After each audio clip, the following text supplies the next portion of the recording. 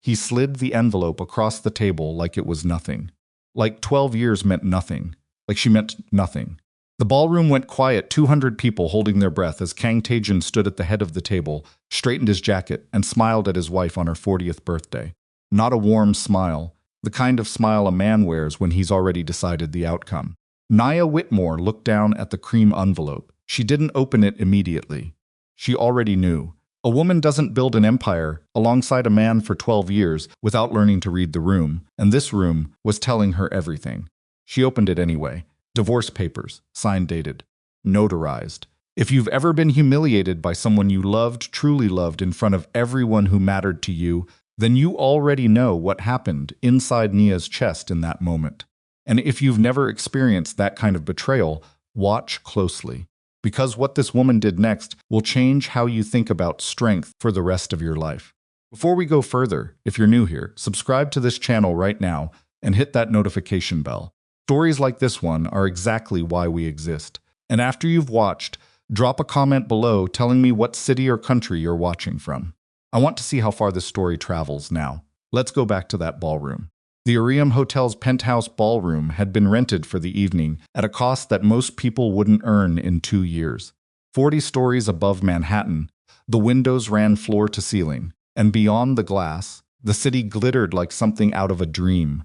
10,000 lights scattered across the dark, indifferent and beautiful and utterly unconcerned with what was about to happen inside that room.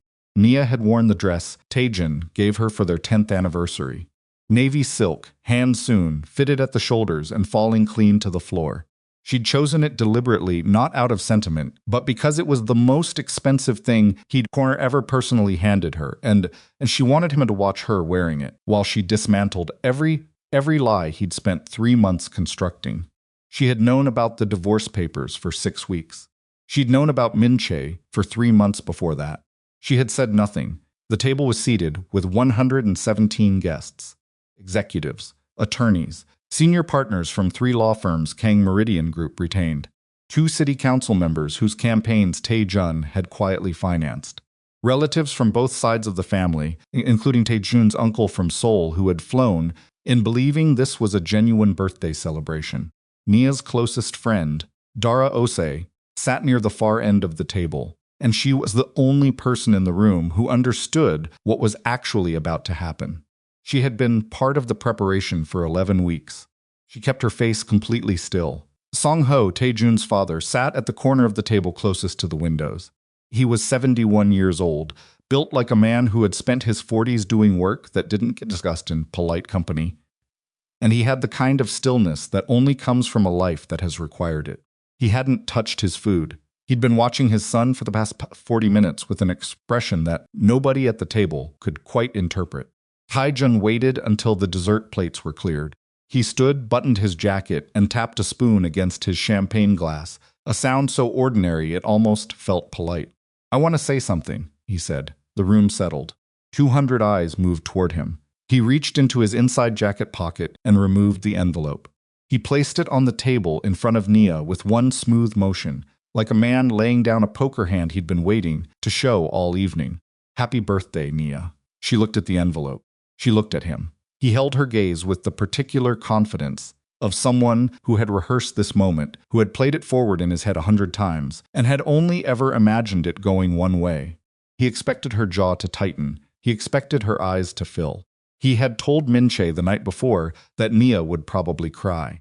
He had said it almost fondly, "She'll fall apart. She always does when things get real," and Min Chae had pressed her lips together and nodded. Nia didn't cry. She turned the envelope over in her hands once, the way you'd examine something that showed up in your mailbox, that you weren't expecting, curious, slightly skeptical, not afraid. She opened it. She read the first 2 lines. Then she folded the papers back, returned them to the envelope, and set the envelope beside her water glass. Then she looked up at her husband, and she waited. That was what undid him first, not resistance, not tears, not a scene. Just the quiet patience of a woman who had already done her grieving in private and arrived tonight with nothing left to lose, and everything prepared.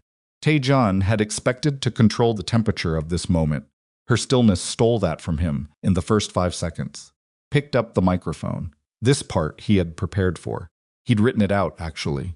3 paragraphs. He'd rehearsed it twice, which was one more time than was dignified, but he hadn't wanted to fumble it.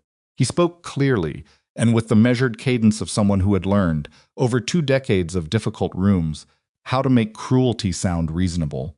He said their marriage had become a burden. He said Nia had spent 12 years positioning herself as indispensable, inserting herself into his business decisions, making him feel incompetent in his own empire. He said she controlled things she had no right to control. He said she had made the last several years of their life together feel like a performance review instead of a marriage. He said the word suffocating twice. The room had stopped breathing. Naya's cousin, seated midway down the table, made a small involuntary sound, something between a gasp, a curse, and immediately pressed her fingers over her mouth. Songho hadn't moved. He sat with both hands flat on the table, and his face had gone somewhere. Nobody in that room had seen it go before. Then Taejun set the microphone down, turned and walked with the absolute ease of a man who believed he was finally the most powerful person in the room, walked to the far end of the ballroom, where a woman had been waiting near the bar. Seo Min-chae was 31 years old, Korean-born, and dressed in a blush gown that had been purchased, as the financial records would later confirm, using a corporate card belonging to a subsidiary of Kong Meridian Group. She was beautiful in the uncomplicated way that makes a certain kind of man feel discovered, as though her beauty was a private reward for him specifically. She had a glass of champagne in her hand. And when Taejun placed his arm around her waist and turned to face the room, she smiled the smile of someone who had been promised that this moment would feel like winning. She would revise that assessment before the evening was over. Taejun said, "I'm done pretending this marriage is what it never was." He wasn't wrong that his marriage had become something other than what either of them intended. He was catastrophically wrong about everything else. The silence in that ballroom was the kind that has weight. You could feel it pressing against the ceiling, against the backs of chairs, against the chests of people who didn't know where to look. A few people near the center of the table made the mistake of looking at Nia, then immediately looked away, the way you avert your eyes from something painful in public. Nia had both hands resting on the edge of the table. She wasn't looking at Min-chae. She wasn't looking at Taejun's hand on Min-chae's waist, or the way Min-chae's chin lifted slightly, as though this were a victory lap she'd earned. Nia was looking at her husband's face. She was cataloging something. The set of his jaw, the angle of his shoulders, the specific quality of his arrogance, which had grown a particular texture over the last 3 years, that she had spent a long time trying to understand. He had the face of a man who had finally said out loud the thing he'd been too cowardly to say for longer than he wanted to admit. He looked in that moment, almost relieved. She recognized that. She'd felt it herself, once or twice, in the months since she'd started preparing. Timing, she said, just that word. Quietly, to no one in particular or to herself maybe. It wasn't loud enough to carry across the whole room, but the 2 people closest to her heard it, and both of them later described it as the most unsettling thing they witnessed that night. Because she was smiling, Taejun caught it from across the room, pulled chins back slightly, an involuntary movement, barely perceptible, and his eyes narrowed. He had expected a great many reactions. He had not prepared for amusement. "What?" he said, and the microphone had already been set down, so his voice came out flat and unmiked across the ballroom. "Could possibly be funny to you right now." Nia checked her watch. It was a small gesture, precise. She'd worn the watch, a simple thing, not expensive specifically because it had a clear, readable face, and because checking it was the kind of small, ordinary movement that drives a furious person completely insane when they're expecting emotional collapse. "I'm checking the time," she said. "There's something I've been waiting for." Taejun opened his mouth. The ballroom doors opened. Not one person, not 2-3 individuals, walked through the entrance with the practiced efficiency of people who had arrived exactly when they were supposed to. The first was a man in his late 50s, gray-suited, carrying a slim leather portfolio.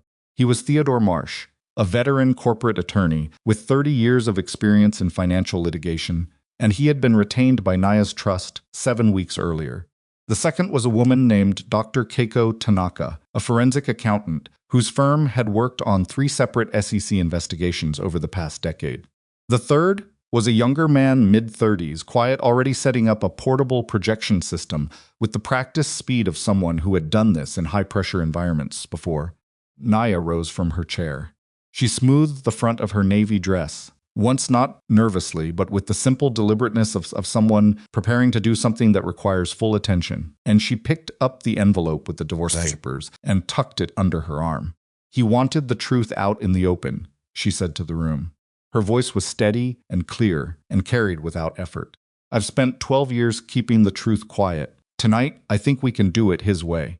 Song Ho watched her cross the room. There was something in his face that the people who would later describe that night all struggled to name. It wasn't surprise exactly. It was the expression of a man recognizing something he had known for a long time and had perhaps hoped would never be tested this directly. 22 years earlier, when Song Ho had still been building the first phases of what would become Kang Meridian, he had met a young woman at a business conference in Chicago. Not romantic, nothing like that. Just a conversation over coffee about restructuring and risk. He had remembered her for years afterward, not because of anything she said specifically, but because of the way she thought, the way she moved through a problem from its edges toward its center, calmly, without panic, without ego. He had told Taejun about her. He had, if he was being honest with himself, been quietly delighted when Taejun brought her home 6 months later. He had also watched his son spend the better part of a decade resenting her for the very qualities Song Ho had admired. There was something exhausting about watching people destroy the things they love because they can't tolerate being loved by something stronger than they are. Projector hummed to life. On the white expanse of the ballroom's far wall, an image appeared, a photograph, dated 12 years earlier. It showed two people leaving a bank building in Lower Manhattan. One of them was a younger version of Taejun. The other was Naya, 28 years old, carrying a leather folder under her arm and wearing an expression of calm determination that, if you compared it to her expression tonight, was nearly identical. 12 years ago, Naya said, this empire was not what you see now. Paused. Not for drama, she genuinely didn't need drama, because what was coming was dramatic enough on its own merits. She paused because the next thing she was about to say required the room to be properly quiet to understand the full weight of it. Kang Meridian Group had 17 properties facing foreclosure proceedings, 3 shipping contracts in breach, 2 creditors actively pursuing seizure of liquid assets. The organization's legitimate business network was 72 days from the kind of collapse that doesn't recover. Banks were prepared, attorneys were engaged. The company was essentially finished. A sound moved through the room, not a gasp, not a murmur, but something between the two, the sound of people recalibrating everything they thought they knew about the story of this family's success. Taejun's jaw had gone tight. Across the room, Min-chae's grip on her champagne glass had shifted. She was still standing exactly where Taejun had positioned her, but her weight had moved slightly backward, a half step, barely visible, the instinctive repositioning of someone who has just realized the ground is less stable than they thought. The official history, Nia continued, says Taejun saved it. Another pause, just a breath. He didn't. Theodore Marsh opened his leather portfolio.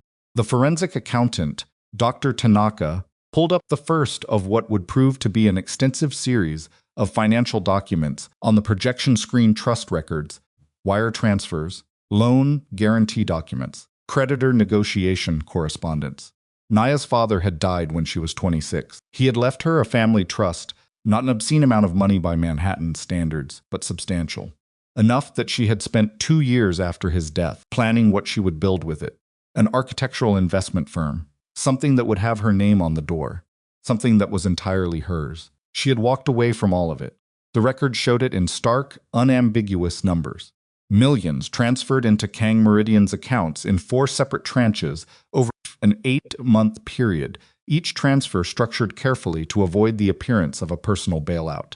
She had personally guaranteed 3 emergency loans at terms she had negotiated herself. She had spent 4 months working with creditors, not Taejun, not Seong-ho's legal team, Nia, developing the restructuring plan that pulled the company back from the edge. Every penny, every negotiation, every decision that stabilized the legitimate business network, all of it had been hers, and she had demanded one thing in return: that her name appear nowhere, that the credit go to the family, that nobody outside this room ever know.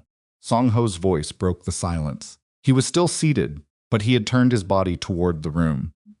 And when he spoke, everyone heard him. True, he said. 2 words. He let them settle. Every document she's showing you is accurate. I have verified them myself. Over the past 3 months, I have been conducting my own review. He looked at his hands for a moment, then back up. Naya asked that her contribution remain private. I agreed to honor that. I will not dishonor it by denying it now. Taejun had gone very still. He was standing in the center of the ballroom, with his arm no longer around Min Che's waist at some point in the last several minutes. Without anyone marking exactly when, he had lowered his arm and taken a half-step sideways, and Min Che had not moved to close the distance. A sound like Stingo. The man who had walked to relaxed confidence of someone finally stepping into a moment he had orchestrated. That man was having some difficulty locating himself inside what was currently happening. Naya continued. The projector moved to the next series of documents, expansion strategies, acquisition proposals, property development analyses, shipping contract restructurings. Each one carried internal Kang Meridian timestamps.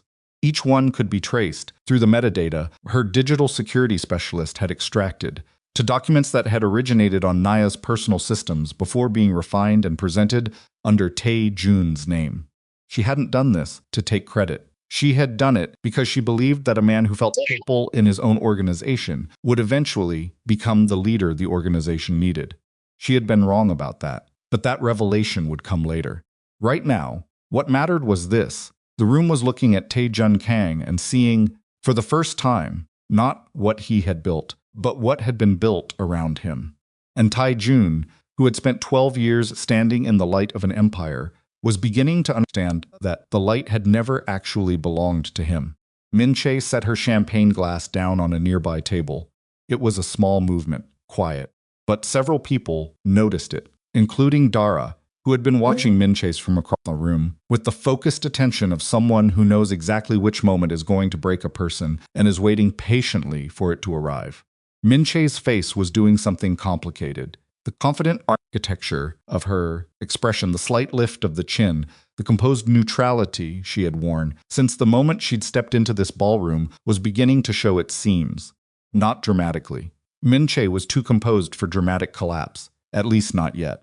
But something behind her eyes had shifted in a way that was visible to anyone paying attention. Penthouse, the Hamptons' house, the villa he'd taken her to in the south of France, where he'd stood on a terrace, overlooking the water, and told her it was his, specifically his, something he'd built before Nia and separate from everything involving her.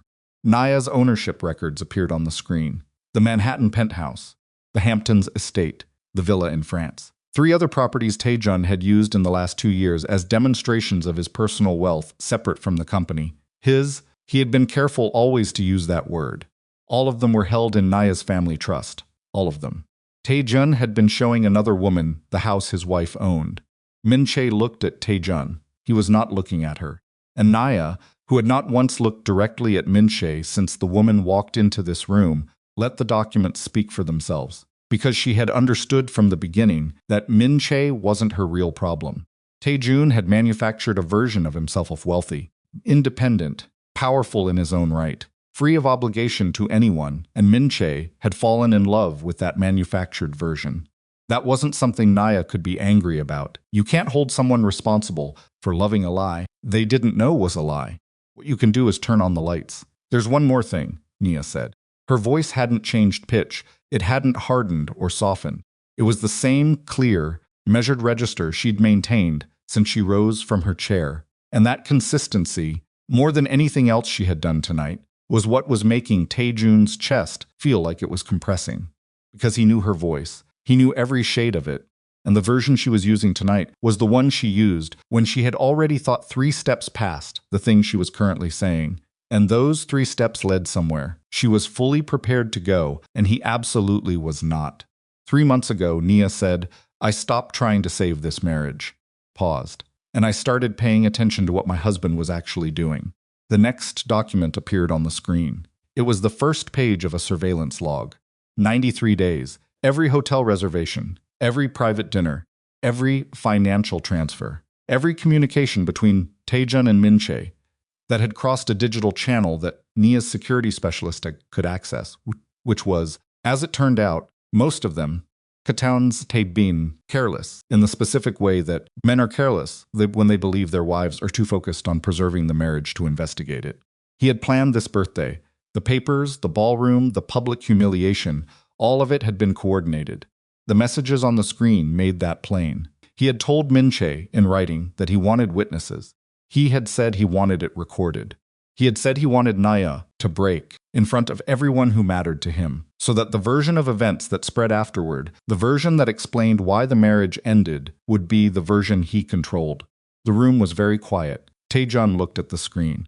Then he looked at his wife. And for the first time that evening, Nia looked directly back at him, not with fury, not with satisfaction, but with the specific sadness of a woman who has known something terrible for a long time and has finally been given permission to stop pretending she doesn't know it. "You wanted the truth out in the open," she said. She tucked the divorce papers more firmly under her arm. "We're getting there." The next document appeared on the screen, and it wasn't a financial record. It was a message thread. Timestamp on the first message read 14 weeks earlier, a Tuesday morning, 9:47 a.m., sent from a private number that Taejun had been using for communications he didn't want, traced back to his corporate devices. Dr. Tanaka's team had traced it anyway. It had taken them 11 days. The message read, "She won't see it coming. Trust me. I know exactly how she thinks." The room absorbed this. Nobody spoke. Min-che, who had been standing very still near the bar for the past several minutes with the careful posture of someone trying not to draw attention to themselves, made a small movement. Her right hand lifted toward her collarbone and then dropped again, an aborted gesture. Something she'd started and thought better of. Her champagne glass was still on the table where she'd set it down. She hadn't picked it back up. Taejun was looking at the projection screen, with the expression of a man watching a controlled demolition and understanding too late that he was standing inside the building. The messages continued. Nia's specialist advanced them slowly, one screen at a time, a sound like green wood, and he had arranged them with the deliberate pacing of someone who understood that the damage wasn't in any single message, but in the accumulation, the weight of weeks of planning, reduced to text, displayed on a wall in front of everyone Taejun had ever wanted to impress. "The birthday is perfect. Everyone who matters will be there. I want her to have nowhere to go after. She'll try to be composed. She won't be able to hold it." Dara, at the far end of the table, had both hands flat on the tablecloth and her eyes fixed on the screen. She had read these messages before Nia had shown her everything 3 weeks earlier, on a Tuesday afternoon in Nia's office with the door closed and the blinds drawn. She had read them and sat with them for a long moment, and then said very quietly that she was going to need a few minutes. Nia had given her the minutes. Then they had gotten back to work. Seeing them projected on a wall in front of 100 people was different from reading them on a phone screen. Dara had known that intellectually. The reality of it still hit harder than she'd prepared for. She looked at Nia. Nia was not looking at the screen. She was looking at Taejun. He hadn't moved from the center of the room. That was the thing about Taejun that Nia had always understood better than anyone. He didn't retreat when he was cornered. He went rigid. He had been raised by a man who treated any visible sign of uncertainty as a fatal weakness, and that inheritance had calcified into something that looked, from the outside, like composure, but was actually just an inability to accept that a situation had moved past him. He was standing in the center of that ballroom, like he still owned it, and the room was watching him, and what the room was seeing slowly, collectively, with the uncomfortable intimacy of watching someone's private humiliation become public record, was a man whose carefully constructed image was coming apart seam by seam. "Taejun," Nia's voice was even. "Do you want me to stop?" He said nothing. "Because I can," she said. "If you want to discuss the rest of this privately, I'm willing to do that. I always preferred it that way." She let a beat pass. "You chose the ballroom. I'm just following your lead." His jaw shifted. A muscle along the side of his neck pulled tight.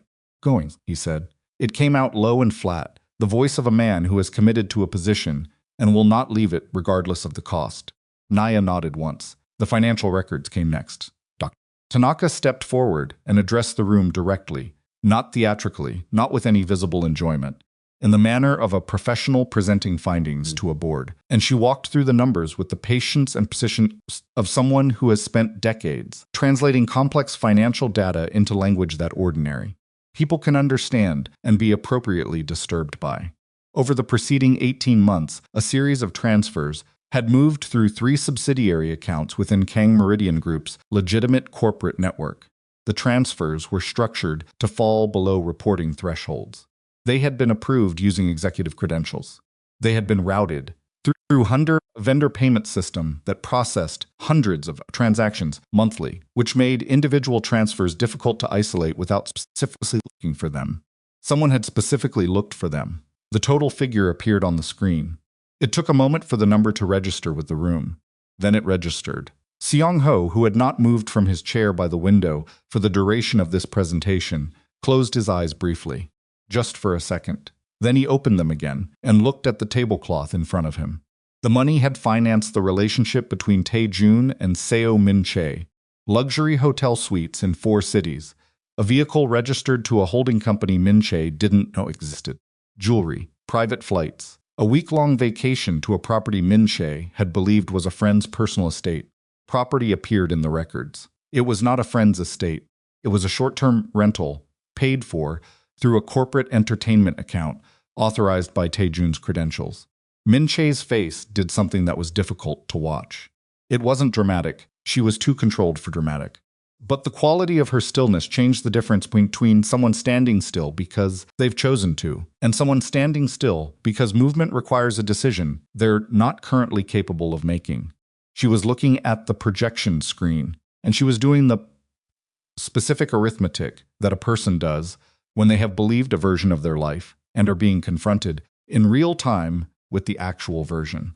He had told her the penthouse was his. He had told her the car was his. He had told her the vacation was something he'd arranged privately, separate from his business, from his own resources, for her specifically. He had told her that she was the one thing in his life that was genuinely his own. Min-chae. Nia said her name without hostility, without edge, with the directness of one woman acknowledging another, across a complicated and painful piece of shared territory. "I'm not doing this to humiliate you."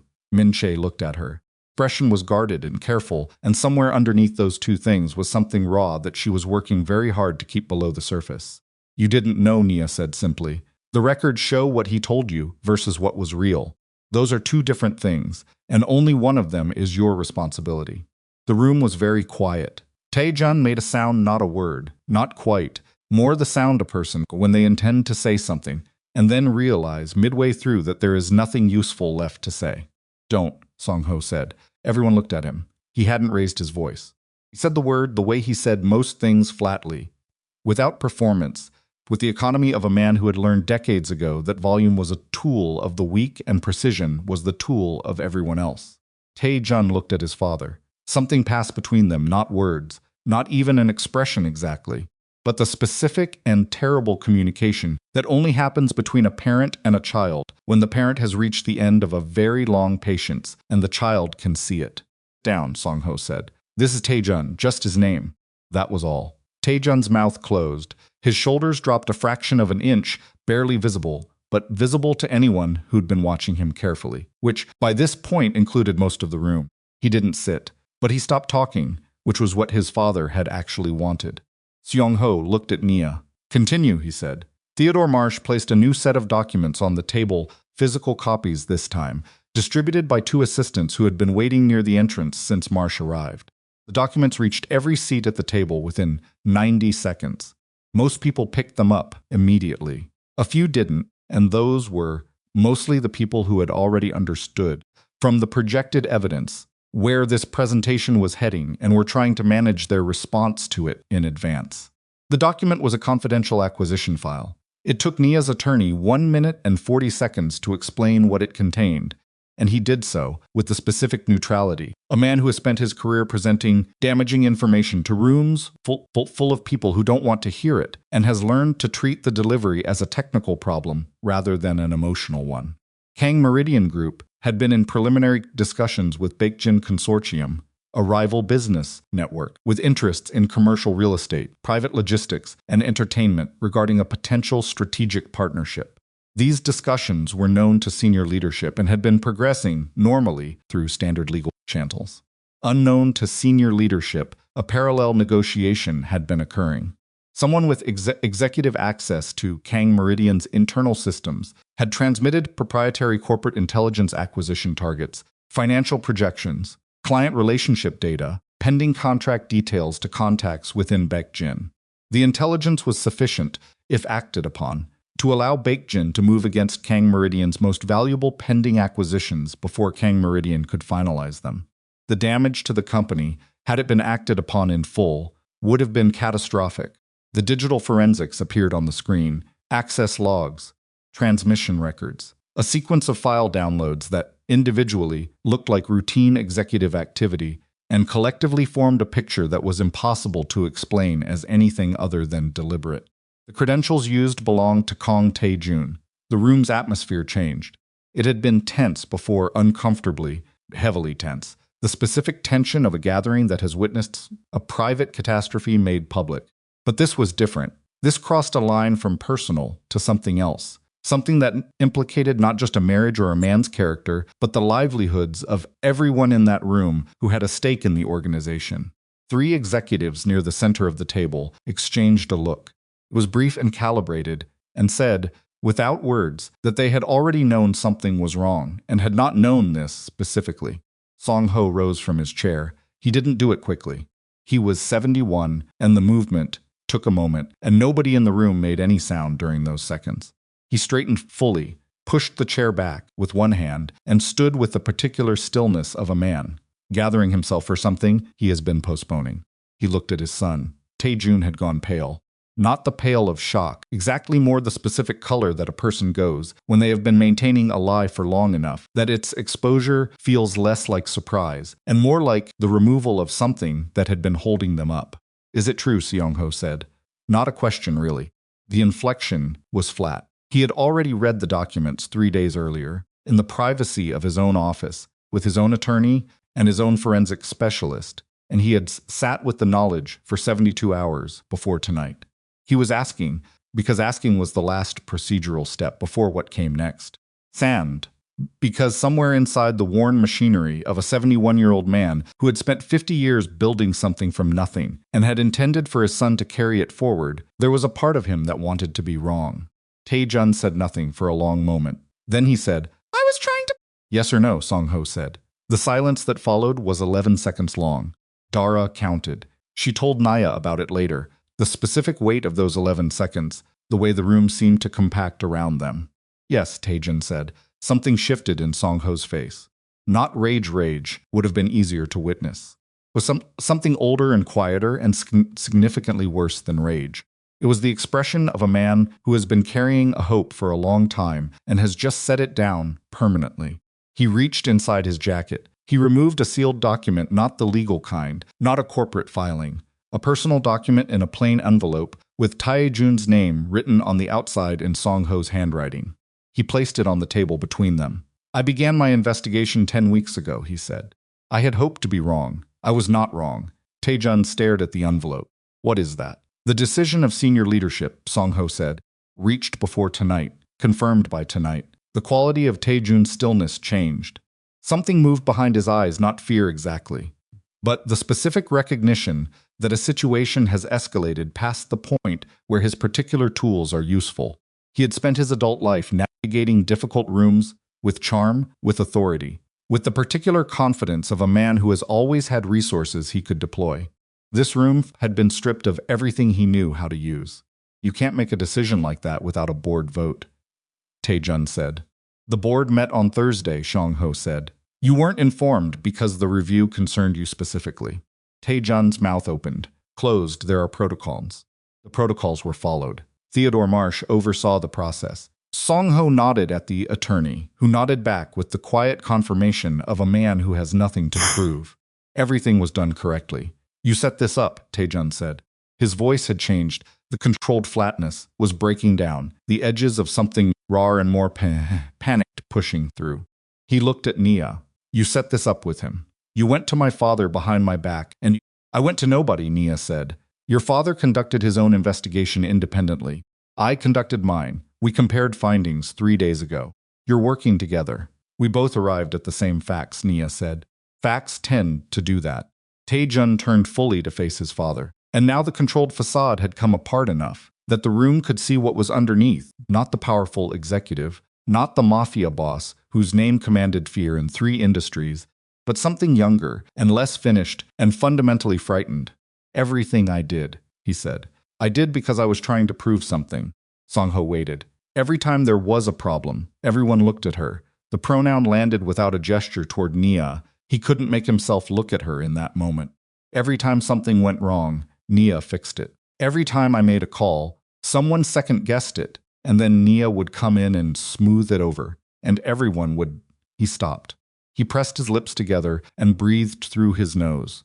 Do you understand what it's like to be the name on the building and still feel like a visitor inside it? The room was very still. Song-ho said nothing. I needed one thing, Taejun said.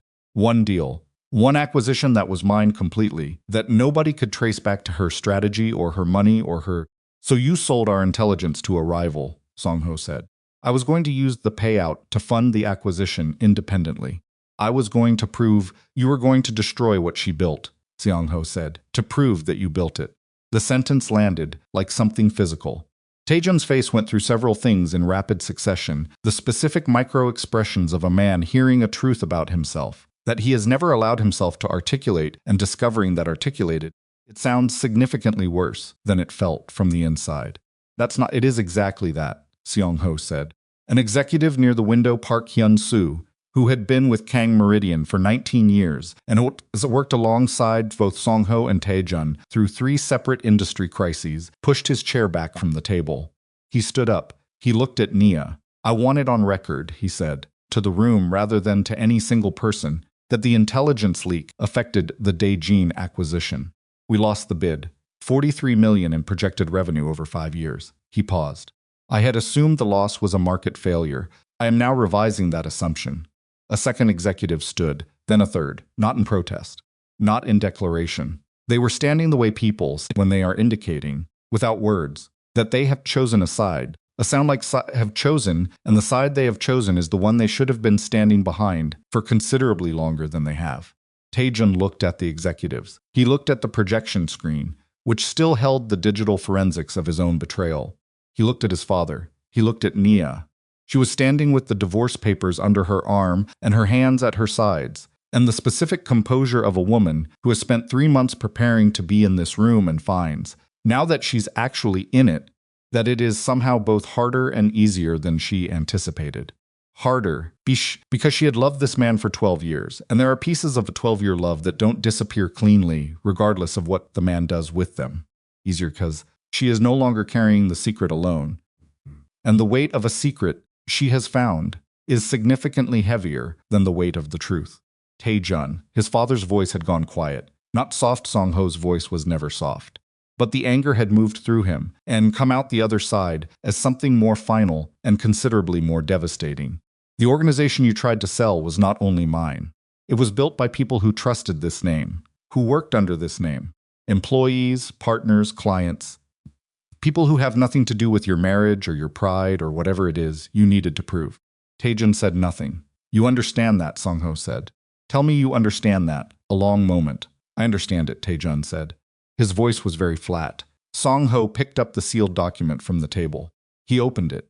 Inside was a single page, the formal decision of Kang Meridian Group's senior leadership, counter-signed by the board of directors, dated 4 days earlier, notarized, legally binding. He read the first operative paragraph aloud. Taejun Kang was removed from all executive positions within Kang Meridian Group, effective immediately, pending a formal transition of authority. His corporate accounts were suspended. His executive access credentials were revoked. His authority over all legitimate business holdings within the Kang Meridian network was terminated. He read the second paragraph.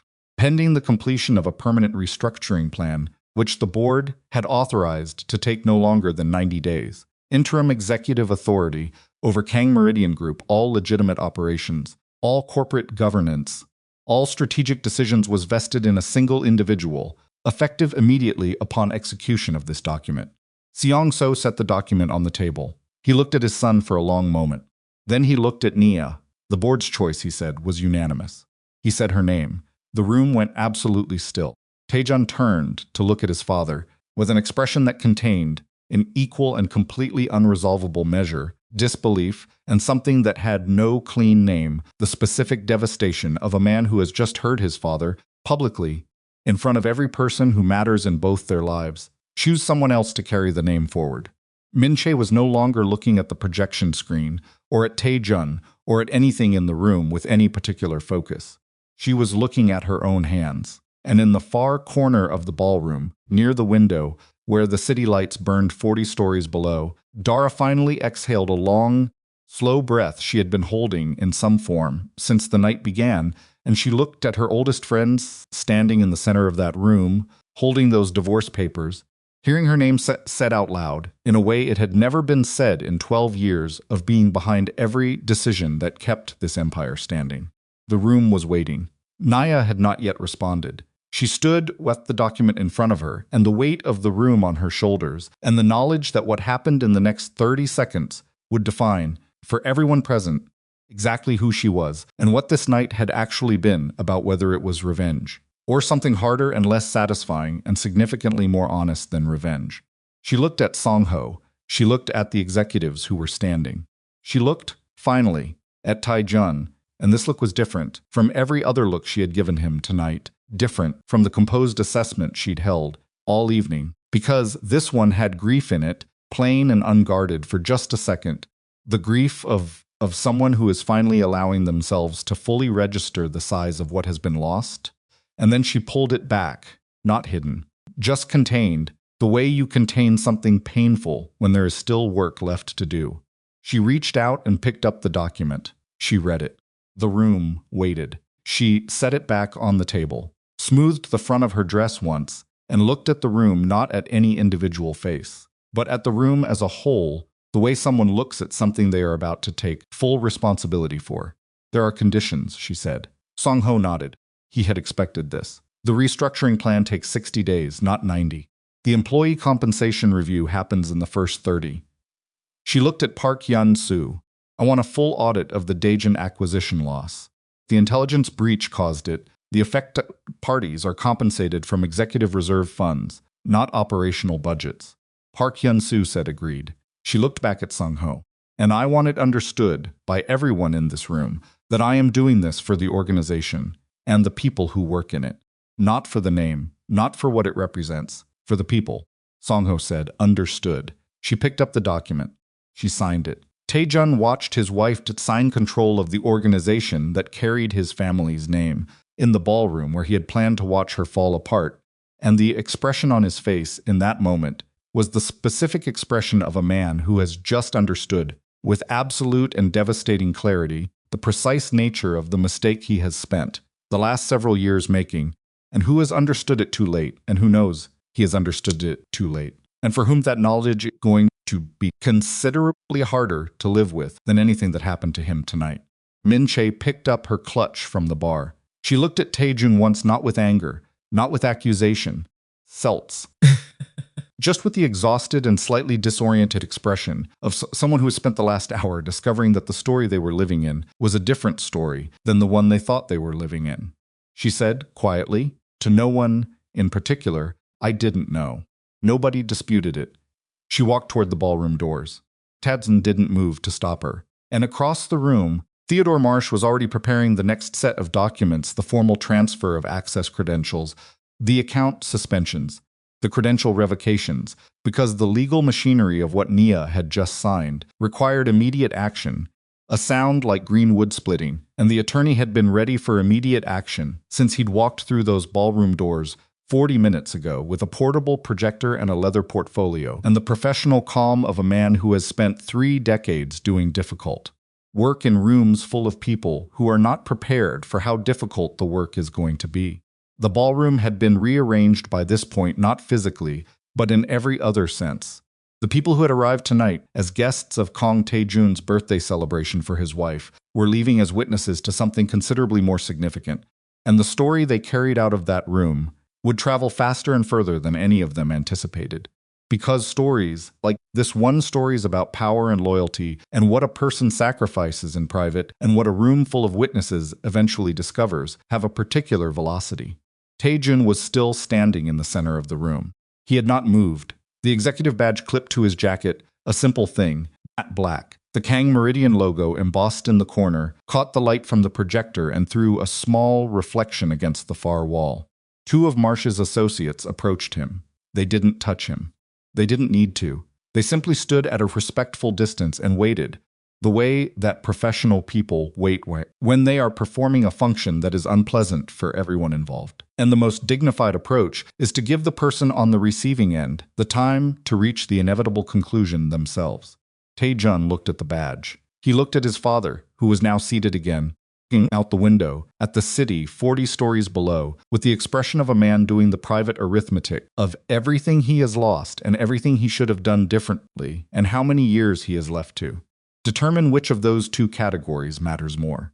He looked at Nia, who was speaking quietly with Park Yun-soo about the Daejeon audit timeline, and had, for the past several minutes, not looked at him at all, not deliberately, not as a statement, simply because there were things to be done, and she was doing them. He reached up and unclipped the badge. He held it for a moment in his palm. Then he placed it in the hand of the nearest associate 8, turned, and walked toward the ballroom doors. The same doors he had entered through 3 hours earlier as the most powerful person in the room. He did not look back, but the door hadn't fully closed behind him before Dara was beside Nia, close enough to speak quietly, and what she said was, "That's it?" Nia didn't look up from the document in front of her. "That's not it," she said. Her voice was steady, and her hands were steady, and she was already thinking about the next 60 days and the 60 days after that, and the specific and unglamorous work of rebuilding something that a person's ego has. Spent 3 years quietly dismantling from the inside. "There's still a great deal left to do," she said. Dara, who had known her for 23 years and had therefore learned to recognize the particular quality of Nia's calm that meant she was already 3 decisions ahead of the current moment, said nothing more and simply stood beside her, while the room continued its slow reorganization around the new fact of who, in this building and in this organization and in this story, was actually in charge. The door closed behind Taejun with a sound that was entirely ordinary, a latch catching, a mechanism doing what mechanisms do, and that ordinariness was somehow the most brutal thing about it. No slam, no drama, just a door closing on 12 years. Nia kept her eyes on the document in front of her for 4 seconds after the sound. Then she looked up, and the room that greeted her was not the same room she had walked into 3 hours earlier. The geometry was the same floor-to-ceiling windows, same 40-story view of Manhattan burning a bleak gold beneath cloud cover, same circular tables with their half-empty glasses and abandoned dessert plates. But the weight of the air had changed. The people remaining had the specific quality of witnesses who have seen something they didn't expect to see and are still processing where to put it. Park Yun-soo was the first to speak. "The access revocation needs to go through by midnight," he said. Not to the room, to Nia specifically, with the clipped efficiency of a man pivoting from what just happened to what needs to happen next, because in his experience the distance between those two things was where organizations survived, or didn't. His credentials cover 14 systems. 3 of them have external partner interfaces. "I know which 3, Nia said. Marsh has the revocation orders drafted. They go out simultaneously." She looked at Theodore Marsh, who was already on his phone at the edge of the room, speaking quietly, with his back turned to the remaining guests. "Theodore." Marsh raised one finger without turning around. "1 minute." Nia nodded. Dara appeared at her elbow with a glass of water that Nia hadn't asked for and accepted anyway, drinking half of it in 2 swallows without breaking eye contact with the executive standing across the table. She set the glass down and looked at Yun-soo. "Who else knew?" she asked. It was a simple question, and it wasn't simple at all, and Hyun-soo understood exactly what she was asking, not about the divorce, not about the affair, not about any of the personal wreckage of the last 3 hours. She was asking about the intelligence breach, about Baekjin, about whether Taejun had acted alone, or whether the room she was now standing in contained other people who had participated in or known about the sale of proprietary information to a rival organization. Hyun-soo held her gaze for a moment. "I don't know," he said. "That's not good enough," Nia said. "No," he agreed. "It isn't. I want a list by 9 a.m. Everyone with executive access to the intelligence files that were transmitted. Everyone who logged into those systems in the 30 days prior to the transmission. I want to know who was in the room and who was in the building and who had the credentials, and then I want to work backward from there." She paused. "If anyone else was involved, I need to know before Baekjin does." Hyun-soo said understood. Song-ho, still seated by the window, turned from the glass.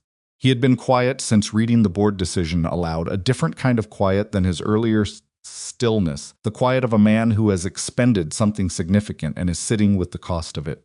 He looked older than he had at the beginning of the evening, and Seong-ho was not a man who looked old easily. He had the kind of face and frame that age moved through slowly, reluctantly, as though even time found him difficult to argue with. "The Baekjin meeting," he said. Nia looked at him. "The one Taejun arranged." He folded his hands on the table. "My investigators identified 3 meetings, 2 in the past 4 months. One that occurred," he paused, and something moved across his face that was not quite hesitation, but was the thing, adjacent to hesitation, that a careful man allows himself when he is about to say something he wishes he didn't have to say 6 days ago. Nia went very still. 6 days ago, Thursday afternoon. The Pierre Hotel. Taejun met with a man named Shin Woo-jin. He is Baekjin's chief acquisitions officer. Song-ho's voice was completely level, the way a voice goes level when the alternative is something the speaker cannot afford in front of this many people. "My investigator has the photographs." The meeting lasted approximately 2 hours. Nia placed both hands flat on the table, not in anger, in the specific way of someone who needs to feel something solid under their palms while they recalibrate. She had known about 2 meetings. She had known about the intelligence transmission. She had not known about Thursday. Thursday was 4 days before tonight. 4 days before she stood in this ballroom and laid out everything she had. She had not known that her husband had met again, not to finalize the original deal, which her evidence had assumed was already concluded, but for reasons that were now entirely unclear and potentially significantly worse than what she had already proven. "What was discussed?" she said. "My investigator couldn't get audio. Visual confirmation only." Song-ho looked at his hands. But Shin Woo-jin left the meeting with a document folder. "My investigator photographed it being transferred." "What kind of folder?" "The kind that doesn't leave a hotel meeting in a man's hand unless something has been finalized." The room, which had begun its cautious restructuring toward the ordinary business of leaving guests gathering jackets, attorneys packing files, the careful social navigation of how to exit gracefully from a gathering that became something much larger than a birthday party, had gone still again. Dara, beside Nia, set her own glass down with a precision that indicated she was controlling something. "If Baekjin finalized something Thursday," Hyun-soo said slowly, working through it as he spoke, "and we revoked Taejun's credentials tonight, they may have already acted on whatever was in that folder." Nia finished. "A beat. Or they're waiting," Marsh said from across the room. He had finished his call and turned around and had evidently caught enough of the conversation to follow it. "If I were Baekjin's legal team, I would wait until the executive transition created a window of confusion. New leadership, credential changeovers, systems in flux." He crossed toward the table, his leather portfolio under his arm. "The 48 hours following a leadership transition in an organization. This size is the most vulnerable window in its operational history." Nia looked at Marsh. "How bad?" she said. Marsh set his portfolio on the table, opened it, and removed a single sheet of paper. He placed it in front of her without commentary. She read it. Her jaw tightened barely, a fraction of a movement, the kind of physical response that a person who has trained themselves to control their expressions produces when the thing they're reading is bad enough to breach those controls anyway. She looked up. "This is a projected acquisition target list," she said. "Based on the intelligence that was transmitted," Marsh said, "and Baekjin's known pattern of acquisitions over the past 3 years, my team has modeled the most probable targets. The ones at highest risk given the information Taejun gave them." He paused. 3 of the 5 are currently in active negotiations under Kang Meridian contracts. If Baekjin moves on them in the next 72 hours with foreknowledge of our terms, we lose the bids. The combined projected impact. "I can read the number," Nia said. "Yes," Marsh said quietly. "I know. The number was not the kind of number that companies recover from easily. It was the kind of number that restructures the question of whether recovery is the right frame. It was the kind of number that the person looking at it If she had any remnant of the composure she'd been maintaining for the past 3 hours, was going to have to actively work to contain. She contained it. Song-ho was watching her. "It isn't your responsibility," he said. She looked at him. "What Tae-jun did is not something you owe a solution for," Song-ho said. "You've already done." "I signed the document," Nia said. 40 minutes ago, in front of this room." She gestured a small, precise movement at the space around them. "The responsibility is mine now. I didn't sign it to undo what he did. I signed it to carry what comes after." She looked back at the projection screen, which still held the final forensic slide digital credentials, transmission records, the quiet technical language of betrayal. "What do we do in the next 72 hours? And that was when the ballroom doors opened again. Not Tae-jun.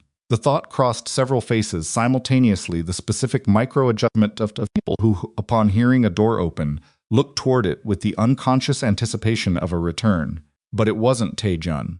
It was a woman in her mid-40s, gray blazer, no jewelry, the particular combination of exhaustion and alertness that belongs to people who work in security and have received a call that brought them to a midtown hotel at 9:47 on a Tuesday night. She crossed the ballroom with the direct stride of someone who has already assessed the room from the doorway and knows exactly who she needs to speak with.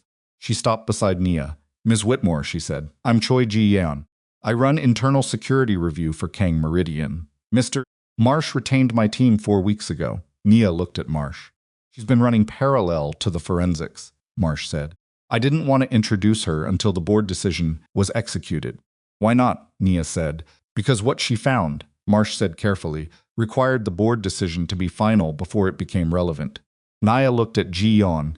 Ji-yeon reached into her blazer and removed a tablet. She turned it so Nia could see the screen. She didn't hand it over, she held it herself at an angle that allowed Nia to read it, but kept the screen away from the wider room. Nia read for approximately 15 seconds. Then she looked up. Her face had gone somewhere entirely different from where it had been for the past 3 hours. Not angry, not composed. Either are not composed in the same way. Composure she'd been carrying all evening had been the composure of a woman executing a plan she'd spent months preparing. This was something else. This was the composure of a person receiving information that falls outside the plan entirely. "When," she said. "The first contact was 8 months ago," Ji-yeon said. Her voice was low and level, and she was watching Nia's face with the careful attention of someone who has delivered difficult information many times and has learned to read the specific ways different people absorb it. "The financial arrangement was formalized 5 months ago."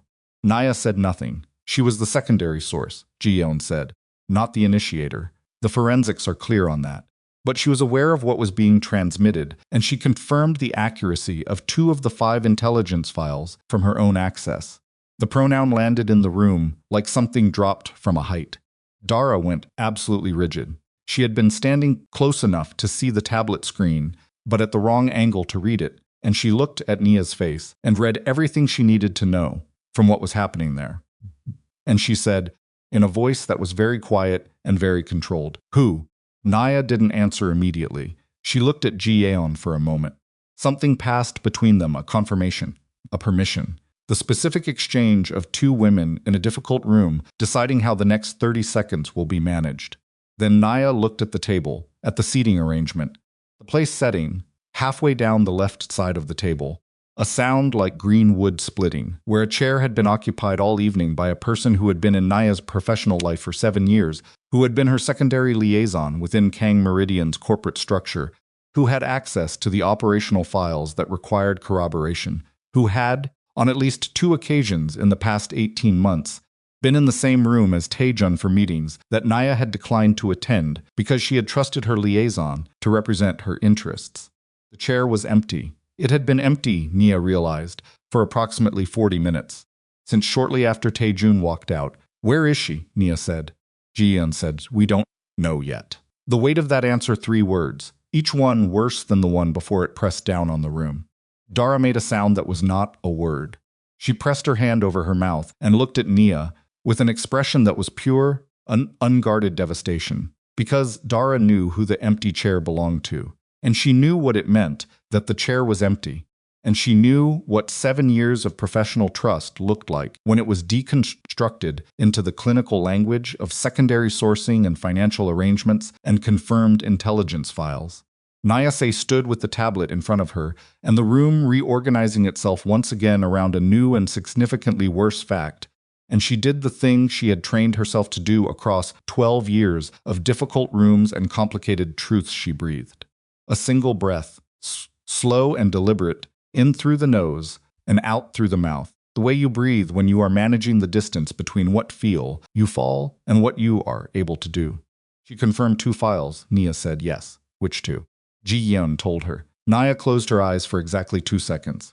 When she opened them, Hyun-soo was looking at her with an expression that was doing several things simultaneously: professional assessment, something that might have been protectiveness if she'd allowed herself to need protecting, specific look of a man who has worked in difficult industries for 19 years and has just understood that the situation he is standing inside is worse than the situation he believed he was standing inside 20 minutes ago. The Meridian Tower refinancing file, Nia said. Not a question. Hyun-soo said, if Baekjin has that file. I know what they have, Nia said. The Meridian Tower refinancing wasn't on Marsh's projected acquisition risk list because it wasn't an acquisition. It was a debt instrument, a complex refinancing arrangement involving 3 creditors and a 15-year contract that underpinned the financial stability of Kang Meridian's entire legitimate real estate portfolio. The refinancing terms were confidential. If Baekjin had those terms, they didn't need to move on individual acquisitions. They could approach the creditors directly. They could offer better terms. They could position themselves as the preferred counterparty before Kang Meridian even knew the conversation was happening. The company wouldn't lose a bid. It would lose the foundation the bids were built on. How long, Nia said, to Ji-yeon, before Baekjin can realistically move on the creditors? If they've had the file since the Thursday meeting, they need time for legal review, which their team can do in 48 hours. Ji-yeon paused. Sips. If they started the review Thursday evening, they could be ready to approach the creditors as early as tomorrow morning. Tomorrow morning, 12 hours. Nia looked at the window. Manhattan was still there, still burning and cold and entirely indifferent to the specific catastrophe being assembled inside this room, and she looked at it for the 3 seconds she allowed herself to look at anything that wasn't the problem. Directly in front of her, and then she turned back. Get me the creditor contacts, she said to Hyun-soo. All 3. Personal lines, not corporate. I need people who can pick up a phone at 10 p.m. She looked at Marsh. I need the refinancing terms reviewed for any provisions that protect against third-party interference. Tonight. I have 3 associates in the building, Marsh said. They can start now, do it. She looked at Ji-yeon. Find her. I don't care where she is. I want to know before midnight. Ji-yeon nodded and was already walking toward the door. Dara grabbed Nia's arm, not roughly. The opposite the grip of someone who needs physical contact with a person they love when everything around them is accelerating past the point where words are adequate. Nia looked at her, and what passed between them in that look was everything that the professional vocabulary of the past hour couldn't contain. 23 years of friendship, and the specific grief of discovering that the circle of people you trusted was smaller than you had believed it was, and the exhaustion that comes not from the work but from the sustained effort of being strong in a room full of people who are watching you to see if you'll break. Nia put her hand briefly over Dara's. 1 second, no more. Then she let go. I need the room, she said to the remaining guests, the ones who were neither executives nor attorneys, nor the people she'd specifically tasked, the cousins, the family friends, the associates who had come tonight expecting a birthday celebration and were still present because nobody had clearly told them they could leave. Thank you for being here. There's a car service downstairs for anyone who needs it. Theodore's team will coordinate. The guests began to move. It took 4 minutes for the ballroom to reduce itself to its essential cast: Nia, Dara, Song-ho, Hyun-soo, Marsh, and 2 associates who were already on laptops at the far end of the table, pulling up the refinancing documents. Caterers had gone. The projector was still running, throwing its last forensic slide against the wall, but nobody was looking at it anymore. Song-ho rose from his chair a second time. He crossed to where Nia was standing and stopped in front of her, and he looked at her with an expression that was entirely unguarded, in a way that his expressions almost never were the face of a father, or the closest thing to it, standing in front of someone who has just been handed an impossible night and is still standing. I knew her father, he said. Nia looked at him. The woman who he stopped, compressed his lips. I knew her family. When she came to work within the organization 7 years ago, I was glad. I thought she would be good for this company. He paused. I was wrong about that, Nia said. You couldn't have known. I should have been more careful, he said. We were both less careful than we should have been, Nia said. We trusted the wrong people. That's not. She stopped herself. Started again. It's a problem to solve, not a wound to stand in. Song-ho looked at her for a long moment. My son, he said, is a fool. Nia said nothing. Not because he failed, Song-ho said. Failure is ordinary. He is a fool because he had something rare and could not recognize it, and spent 3 years trying to destroy it because recognizing it would have required him to be a larger person than he was willing to be. He paused. That is the specific stupidity that I cannot forgive. He walked back to his chair by the window and sat down, and he looked out at the city, and he didn't speak again. Nia looked at the empty chair halfway down the table. 7 years, weekly meetings, shared files, shared strategies, the accumulated intimacy of professional trust that builds slowly over years of close work. The woman who had occupied that chair had known which projects Nia was most invested in, had known which files contained the most sensitive terms, had known, because Nia had told her directly, which negotiations were at the most delicate stages. She had known exactly what to take. Nia's phone buzzed. She looked at the screen, an unfamiliar number. She answered it because at this point in the evening, an unfamiliar number was as likely to be important as anything else. Ms. Whitmore, a man's voice, measured, soul-accented English. My name is Shin Woo-jin. I believe you've been learning about me this evening. Nia went cold, in a way that had nothing to do with temperature. She said nothing. I'm not calling to gloat, he said. I want you to understand that. I'm calling because what happened in your boardroom tonight changes the calculation for my organization in ways that are significant enough to warrant a direct conversation. Nia looked at Marsh, who was 8 feet away. She tilted the phone slightly, not enough to let Woo-jin hear the change, but enough that Marsh could see it was a call she wanted him aware of. He crossed to her immediately, and she turned the phone to speaker at low volume, covering it with her hand to muffle any room noise. What calculation, she said. The arrangement I made with Kang Tae-jun was made with Kang Tae-jun, Woo-jin said. It was based on a specific set of assumptions about the organization's future leadership and direction. Those assumptions are no longer operative. A beat. You're saying the deal you made with my husband is now worth less than you paid for it, Nia said. I'm saying the intelligence I acquired was acquired from a source who no longer has the authority he claimed to have, Woo-jin said.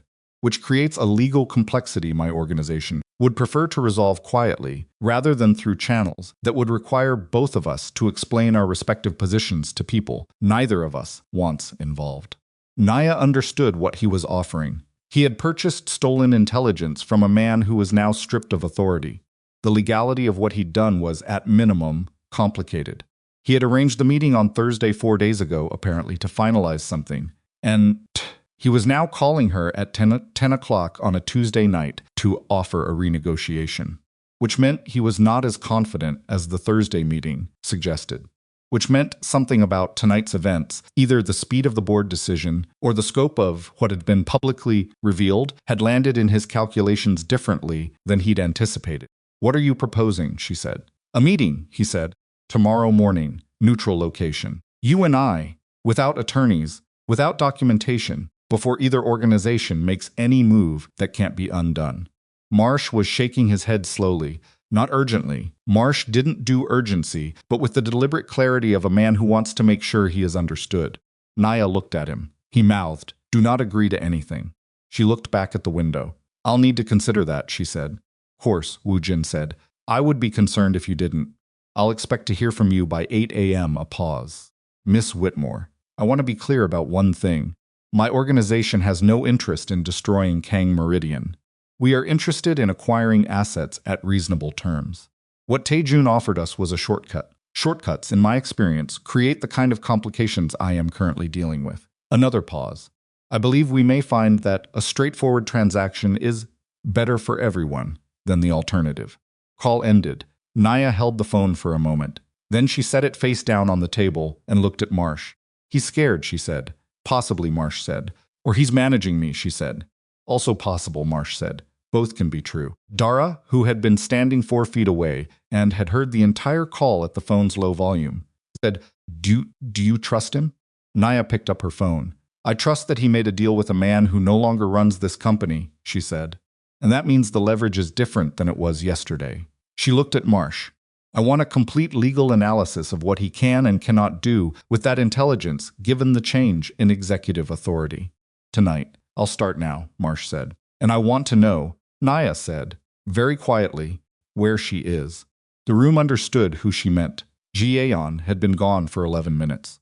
Snia walked to the window, the same window Tsiongho had been sitting beside all evening, and she looked out at Manhattan, and she let herself have 30 seconds of being exactly as tired and as raw and as deeply, bone-tiredly human as she actually was. Because 30 seconds was what she could afford, and she had learned a long time ago that the cost of never allowing yourself to feel the weight of a thing is that the weight finds other ways out, and the other ways are always worse than the original feeling. She had trusted the wrong person. She had built a circle and believed it was closed, and there had been a gap in it, a gap shaped exactly like someone she had chosen herself.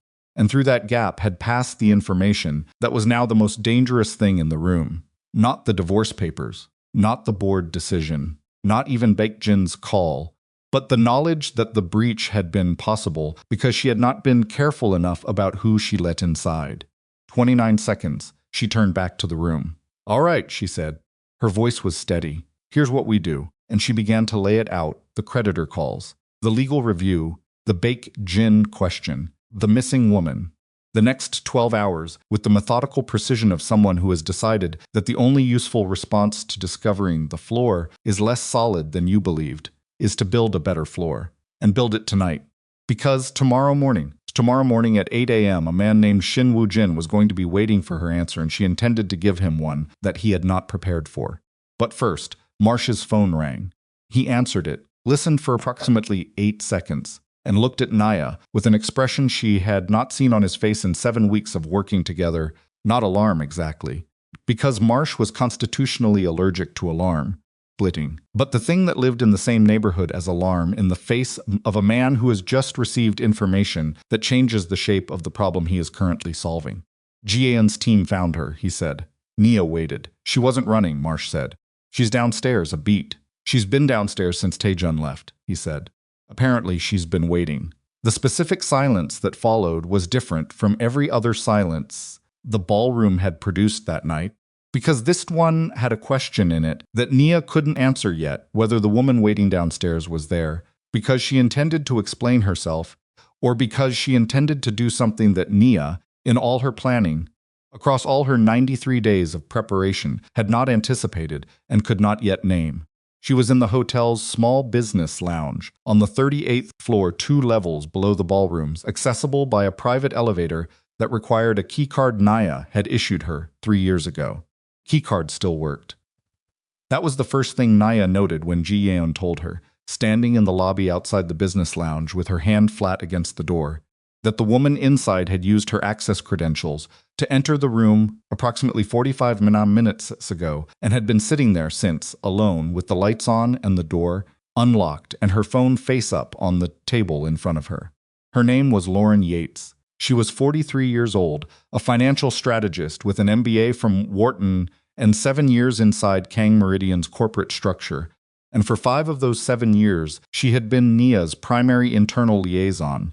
The person Nia trusted to represent her interests in rooms she wasn't physically present in, to manage the operational files she couldn't personally supervise, to be her eyes inside an organization that was, by design, structured to make the person at the top visible and the people below her invisible.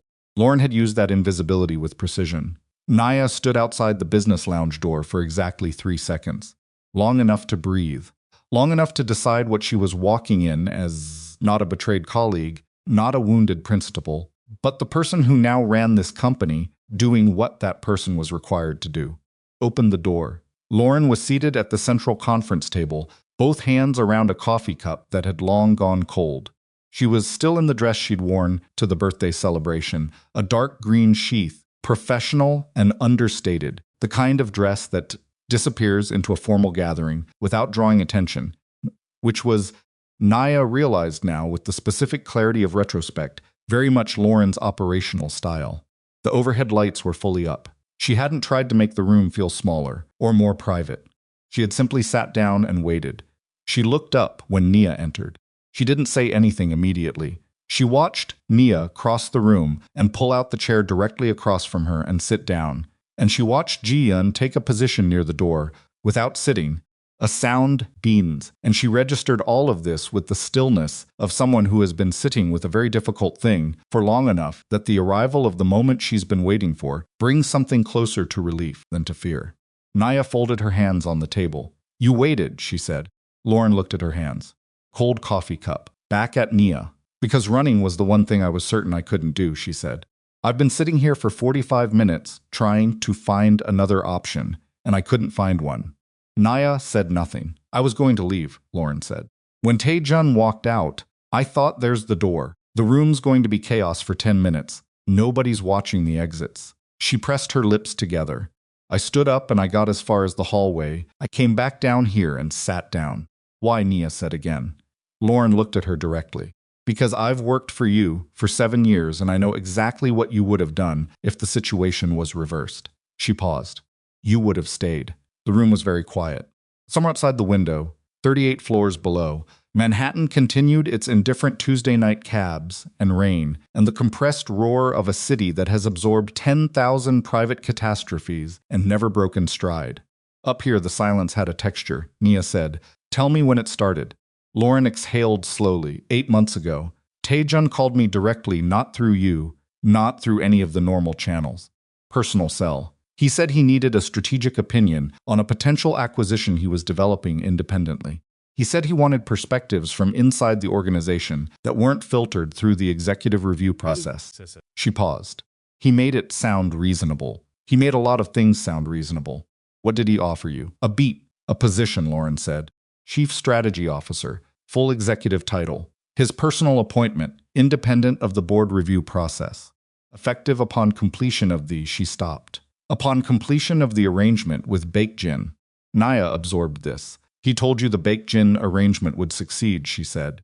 "He told me it was already 90% complete." Lauren's voice had gone flat in the particular way that voices go flat when a person is stripping out the emotion, because the emotion is the part they cannot afford to let out in this room. He said Baekjin was prepared to move. The payout was structured, and all he needed was corroboration on 2 specific intelligence files because Baekjin's legal team wanted independent confirmation of the accuracy of the data before they finalized. "So you confirmed them?" "Yes." One word. She didn't dress it up. Naya looked at her for a long moment. "The refinancing terms," she said. "That file specifically." Lauren closed her eyes briefly. "He told me it was for a parallel acquisition. That Baekjin wanted to model the financial structure, not use the specific terms. That it would be reverse-engineered into something that wouldn't expose." She stopped. "I knew that was a rationalization. I knew it when I said yes, and I knew it when I confirmed the file, and I have known it every day since."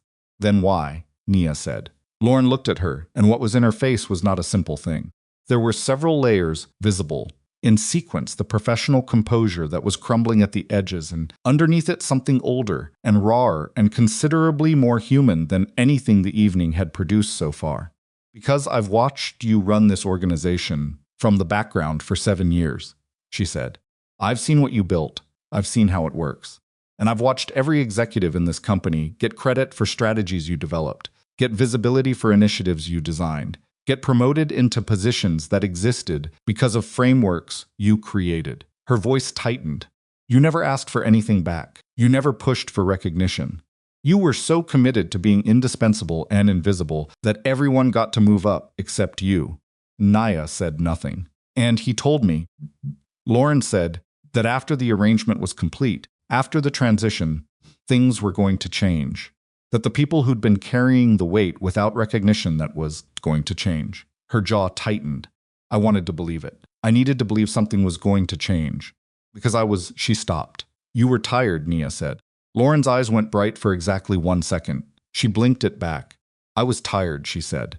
The 2 words sat between them, and Naya recognized them with the specific recognition of someone who has felt the same exhaustion from a different angle, not the exhaustion of being overlooked. but the exhaustion of carrying a system that required her to be overlooked in order to function, and having chosen that arrangement voluntarily, and then spent years living inside the choice without fully accounting for its cost. She looked at Lauren for a long moment. He used that, she said. He found the specific thing you needed, and he offered you exactly that thing. Yes, Lauren said. That's what he does, Nia said. It wasn't a defense of him. It was a statement of operational fact, delivered in the same register she'd been using all evening, clear, precise, without venom, because venom was a luxury she hadn't been able to afford for 12 years and wasn't going to start affording now. It's the one thing he was genuinely good at, reading what people needed and figuring out how to position himself inside that need. Lauren said nothing. The Thursday meeting, Nia said. What was finalized? Lauren set the coffee cup down. Conditional transfer agreement. Baekjin would hold the refinancing intelligence for 60 days without acting on it. In exchange, Taejun would provide one additional deliverable, a client roster. The full list of Kang Meridian's private equity relationships with names, terms, and contact protocols. Nia went very still. That list hasn't been transmitted yet, Lauren said. As of Thursday, Taejun had 48 hours from the meeting to deliver it. That was the condition. 48 hours. Nia looked at Ji-yeon, who was already on her phone, moving toward the corner of the room with the focused urgency of someone who has just received an operational update that changes the immediate priority. 48 hours from Thursday. That was Nia did the arithmetic with the specific part of her brain that didn't stop working regardless of what the rest of her was doing Saturday. The deadline for the client roster delivery was Saturday morning. It was currently Tuesday night. The deadline had already passed. He didn't deliver it, Nia said. Lauren said, I don't know. He was stripped of access tonight, Nia said. His credentials were revoked at 9:52 p.m. If he hadn't transmitted the list before tonight, he can't transmit it now. She looked at Lauren. Did he have an offline copy? I don't know, Lauren said again. Ji-yeon turned from her corner. The credential revocation logs show no large file transmissions from his accounts in the past 72 hours, she said. But a client roster at that level of detail could be reconstructed from memory. He's had those relationships for years. The implication landed. Taejun didn't need a system file. He knew the names. He knew the terms. He knew the contact protocols. Because he had built those relationships personally, one dinner at a time, one handshake at a time, across 15 years. The credential revocation protected the digital files. It didn't protect the inside of his head. Nia's phone was already in her hand. She called Marsh. He picked up on the first ring. I know, he said before she could speak. Ji-yeon just messaged me. I'm looking at the Baekjin agreement structure now. A pause, the sound of pages turning, or a keyboard, or both simultaneously. If he delivers a verbal roster names and terms without documentation, it's legally ambiguous. Baekjin can use it to initiate contact, but they'd have no verifiable documentation of the source, which limits their ability to use it in formal negotiations. Can we stop him from making contact with Baekjin tonight? She said. Legally, he's a private citizen as of 9:52. We can't prevent him from making phone calls. Another pause. But there's a provision in his executive employment contract, the confidentiality clause. It survives termination. It's broad enough to cover verbal disclosure of client relationship terms. Is it fast enough, she said? An emergency injunction would take. Marsh paused. Best case, 6 hours. That gets us to 4 a.m. And if he calls Woo Jin before 4 a.m. Marsh said nothing for 2 seconds. Then we have a different problem. Nia ended the call. She looked at Lauren. Lauren was watching her, with the specific expression of someone who has confessed and is now watching the person they've confessed to decide what the confession is worth and what comes after it. There was no plea in the expression. Lauren wasn't the type, and Nia had always known that about her, had valued it. Actually, the specific directness of a woman who didn't soften what she meant. Where is he? Nia said. Lauren blinked. I don't know. Think, Nia said. Not harshly, with the precision of someone who understands that the verb matters. That think is different from guess, and she needed the former. He left the ballroom 45 minutes ago. He was stripped of his vehicle. He has no corporate resources. Where does Taejun Kang go when everything has been taken from him and he has one move left? Lauren looked at the table, working through it. Nia could see her doing it, the specific quality of attention that makes a good strategist, the way she moved through options and eliminated the ones that didn't fit. He has an apartment, Lauren said, in Tribeca. It's not in the Kang Meridian system. It was purchased through a personal holding 3 years ago. I know about it because, she paused, because I was with him at one of the meetings there. Naya looked at her. It was a strategy meeting, Lauren said. The clarification was professional, not defensive. Address, Nia said. Lauren gave it. Nia was already standing. Jion crossed from the corner. I can have someone there in 12 minutes, she said. No, Nia said, I'm going. Jion looked at her. He's not dangerous, Nia said, not like that. Taejun has never been physically dangerous in his life. She picked up her jacket from the back of the chair she'd draped it there. When she sat down, a small automatic gesture she hadn't consciously registered making. What he is tonight specifically is a man who has one card left and knows it, and will use it if someone doesn't reach him, before he decides there's nothing left to lose. Then send someone else, Ji-yeon said. Send me. He won't talk to you, Nia said. He'll talk to me. Ji-yeon looked at her with the flat professional assessment of someone whose entire job is anticipating the ways situations go wrong. Nia pulled on her jacket. Because I'm the only person left in his life who doesn't hate him yet. She walked out. The elevator down was 38 floors of its own particular silence, the compressed, carpeted quiet of a hotel elevator at 10:15 p.m., the kind of silence that has no texture or drama, that exists only as the absence of everything that had been filling the past 3 hours. Naya stood in it and let it be what it was. She checked her phone. 2 messages from Hyun-soo, the creditor contacts, 3 names and personal numbers, and a message from Dara that said only, be careful. Please. She pocketed the phone. The hotel lobby was doing what hotel lobbies do at this hour. On a weeknight, a few late arrivals at the check-in desk. A couple on a leather sofa near the entrance sharing a drink. The front desk staff in their careful professional stillness. None of them looked at Nia as she crossed the lobby in her navy dress and her jacket, heading for the door with the focused stride of someone who knows exactly where she is going and needs to be there in the next 12 minutes. She got a cab. The driver didn't speak. She was grateful for that.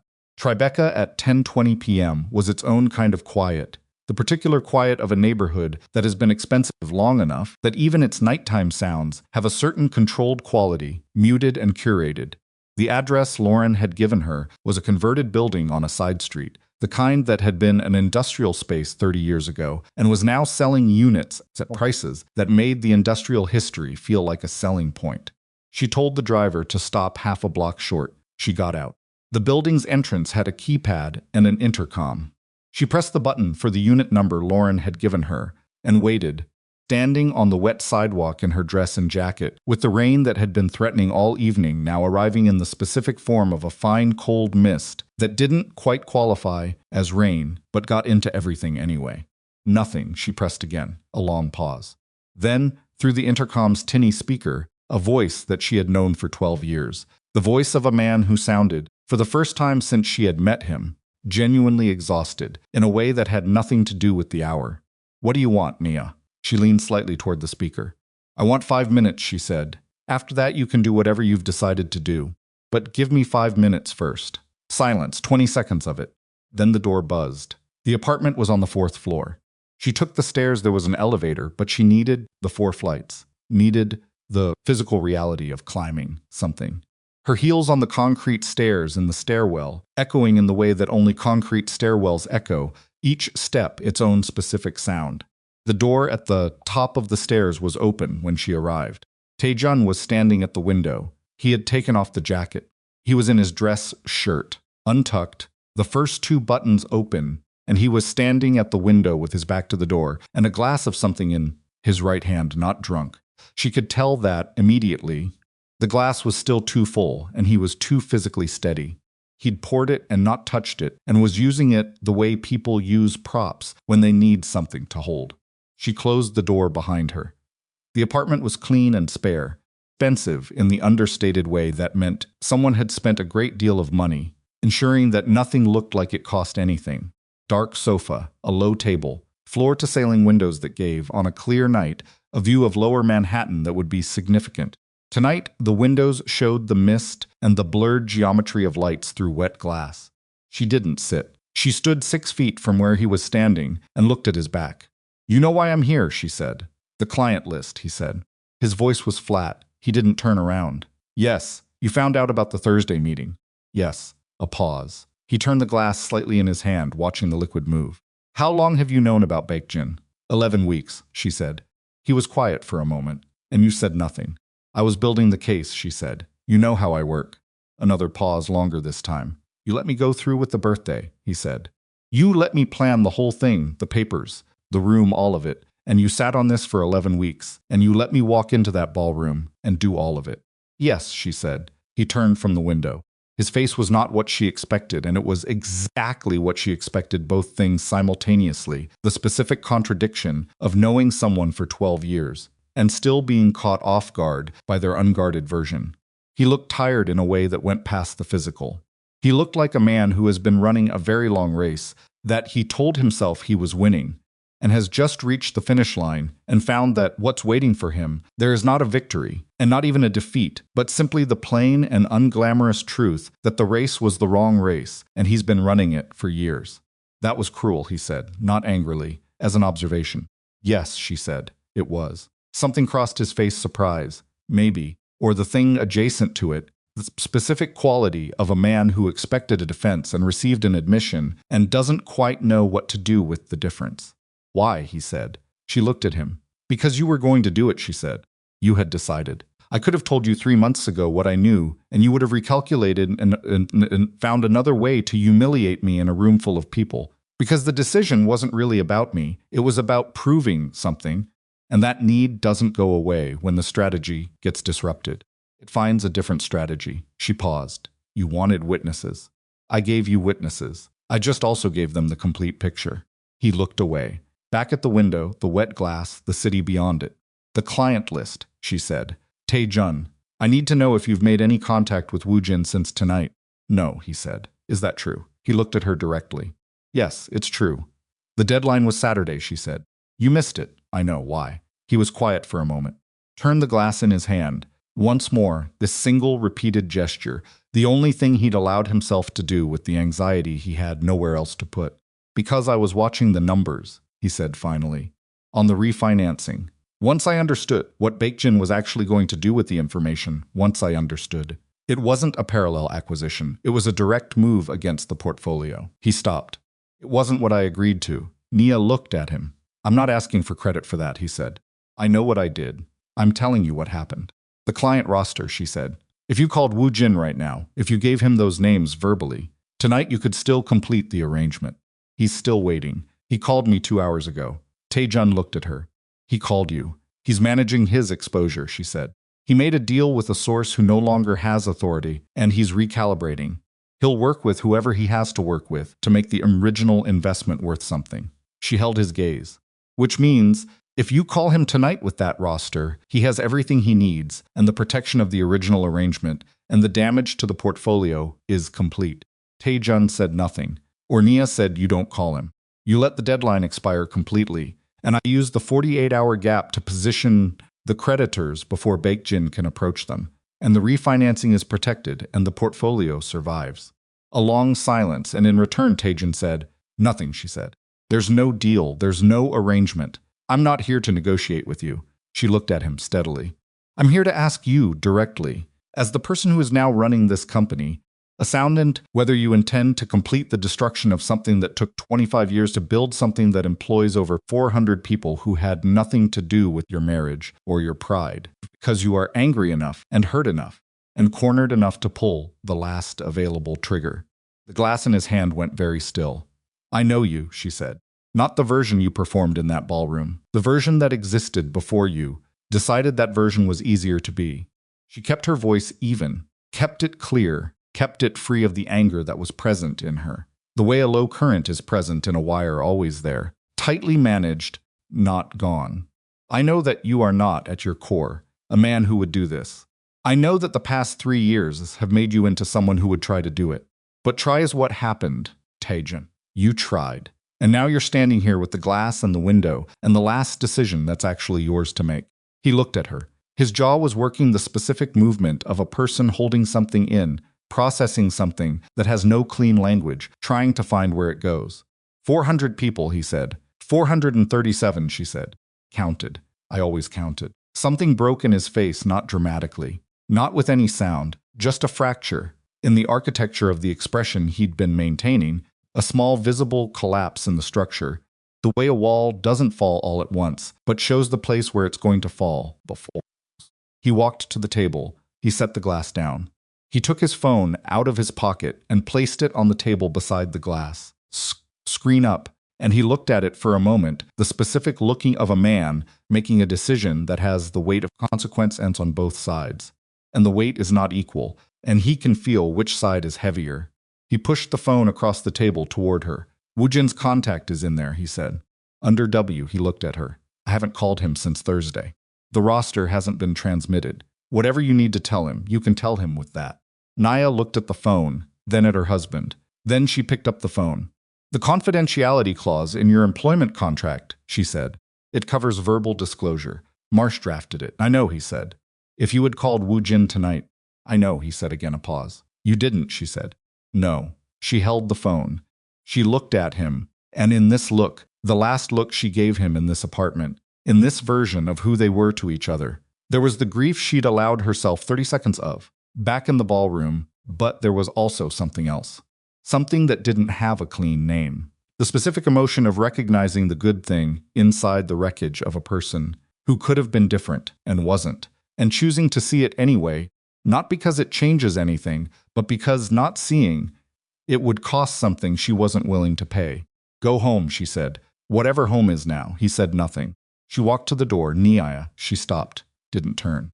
The night we got married, his voice was very quiet. I told you that I had never met anyone who made me want to be better. That was why I loved you. A long pause. That was true. I needed it to go a different direction than it went. She stood at the door for 3 seconds. I know, she said. Then she walked out, the stairwell again. The concrete and the echo and the 4 flights and the lobby and the wet sidewalk and the mist that was still not quite rain. She stood on the sidewalk and she opened Taejun's phone and she found the contact under W and she called it. And when Shin Woo-jin answered, clearly surprised, she said, "This is Naya Whitmore. I'm calling from my husband's phone because I want you to know exactly where I'm standing and what has just happened. You're not going to receive the roster. The Thursday arrangement is void. And tomorrow morning, when you wake up and consider the conversation you invited me to have, I want you to already know what my answer is." Woo-jin was quiet for a moment. "And what is your answer?" he said. "My answer is that you have intelligence you can't use without exposing how you got it," she said. "You have an arrangement made with a man who no longer has authority to make arrangements. You have a legal exposure that your board of directors does not know about yet," she paused. "And you have one opportunity to resolve all of that cleanly, before anyone else knows it, by meeting with me tomorrow morning on terms that I set." Pause. "You said no attorneys," he said. "I said I'd consider your terms," she said. "I've considered them. My terms are different." She looked up at the building 4th floor, the window still lit, the shape of a man standing in it, watching the street below. 8 a.m. The peninsula. "I'll have 2 attorneys and a forensic accountant. You can bring whoever you need." She paused. "Or you can try to use what you have and we can let the legal process determine what your exposure looks like. Your choice, but I need your answer now." The line was quiet for 8 seconds. She counted everyone. 8 a.m., Woo-jin said. She ended the call. She looked up at the lit window one more time. The shape was still there. Then her own phone rang Marsh, and she answered it, already walking, already back in the operational frame that the sidewalk and the mist and the quiet of Tribeca had briefly interrupted, because there were 6 hours until 8 a.m., and she had a refinancing portfolio to protect and 3 creditors to call, and a woman sitting in a hotel business lounge who had made a terrible choice and was waiting to find out what came after. Confession and Shin Woo-jin was going to walk into the Peninsula Hotel in 9 hours and 40 minutes expecting to manage her, and she intended to be the least manageable person he had ever sat across a table from. "Tell me about the creditors," she said to Marsh. "First one just picked up," he said. She kept walking. The mist turned into rain, actual rain this time, the real thing, sudden and cold and entirely indifferent to the navy silk dress and the jacket that was not designed for weather, and she walked through it without breaking stride, because the rain was not the problem, and she had dealing with the actual problems all evening, and she was not done yet, not close to done. And somewhere in the back of her mind, below the operational layer where creditor calls and legal strategies and 8 a.m. meetings lived, a much quieter part of her registered the weight of a phone that wasn't hers in her jacket pocket. And the 437 people who wouldn't know, tomorrow morning, how close the ground beneath them had come to giving way, and the specific and unremarkable steadiness of a woman walking through rain in Manhattan at 11 p.m. who has decided, for the last time, what she is willing to carry and what she is not. The rain was still falling when Naya walked into the Peninsula Hotel at 7:53 a.m. She had slept for 90 minutes. Not by choice, she had intended to stay awake through the night, to work the creditor calls and the legal review and the documentation Marsh needed to have ready before 8, and she had done all of those things. And somewhere between 5:15 and 6:45, sitting in the chair in her office with the legal files spread across the desk, and the city beginning its slow gray transition from night to morning outside the window. Her body had made a unilateral decision, and she had woken up to Dara's hand on her shoulder, and the smell of coffee, and the specific disorientation of someone who didn't intend to sleep and is now having to recalibrate from a position of unexpected vulnerability. She had showered, changed. The navy dress was hanging in the office closet. She wore charcoal now, a suit she kept at the office for situations that required the kind of gravity that silk didn't carry. She had eaten half a piece of toast that Dara had produced from somewhere and pressed into her hand, without comment, and she had drunk 2 cups of coffee, and she had read Marsh's final briefing document in the car, on the way to the hotel, and she was as prepared as 90 minutes of sleep and 12 hours of the most concentrated pressure of her professional life could make her. Marsh was already in the lobby. He was wearing a fresh suit. He had gone home.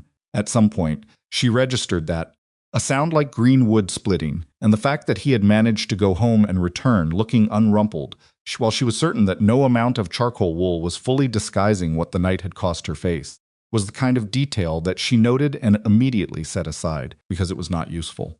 "They're already here," he said, without preamble, falling into step beside her as she crossed the lobby. Wu Jin and 3 associates. One of them is a partner at a Seoul-based firm with a New York office. Serious corporate litigation background. He brought his own attorney, she said. He brought his best attorney, Marsh said, which is good. She looked at him. It means he's not planning to stonewall, Marsh said. If he were going to walk in and deny everything and force us into a formal proceeding, he wouldn't need litigation expertise.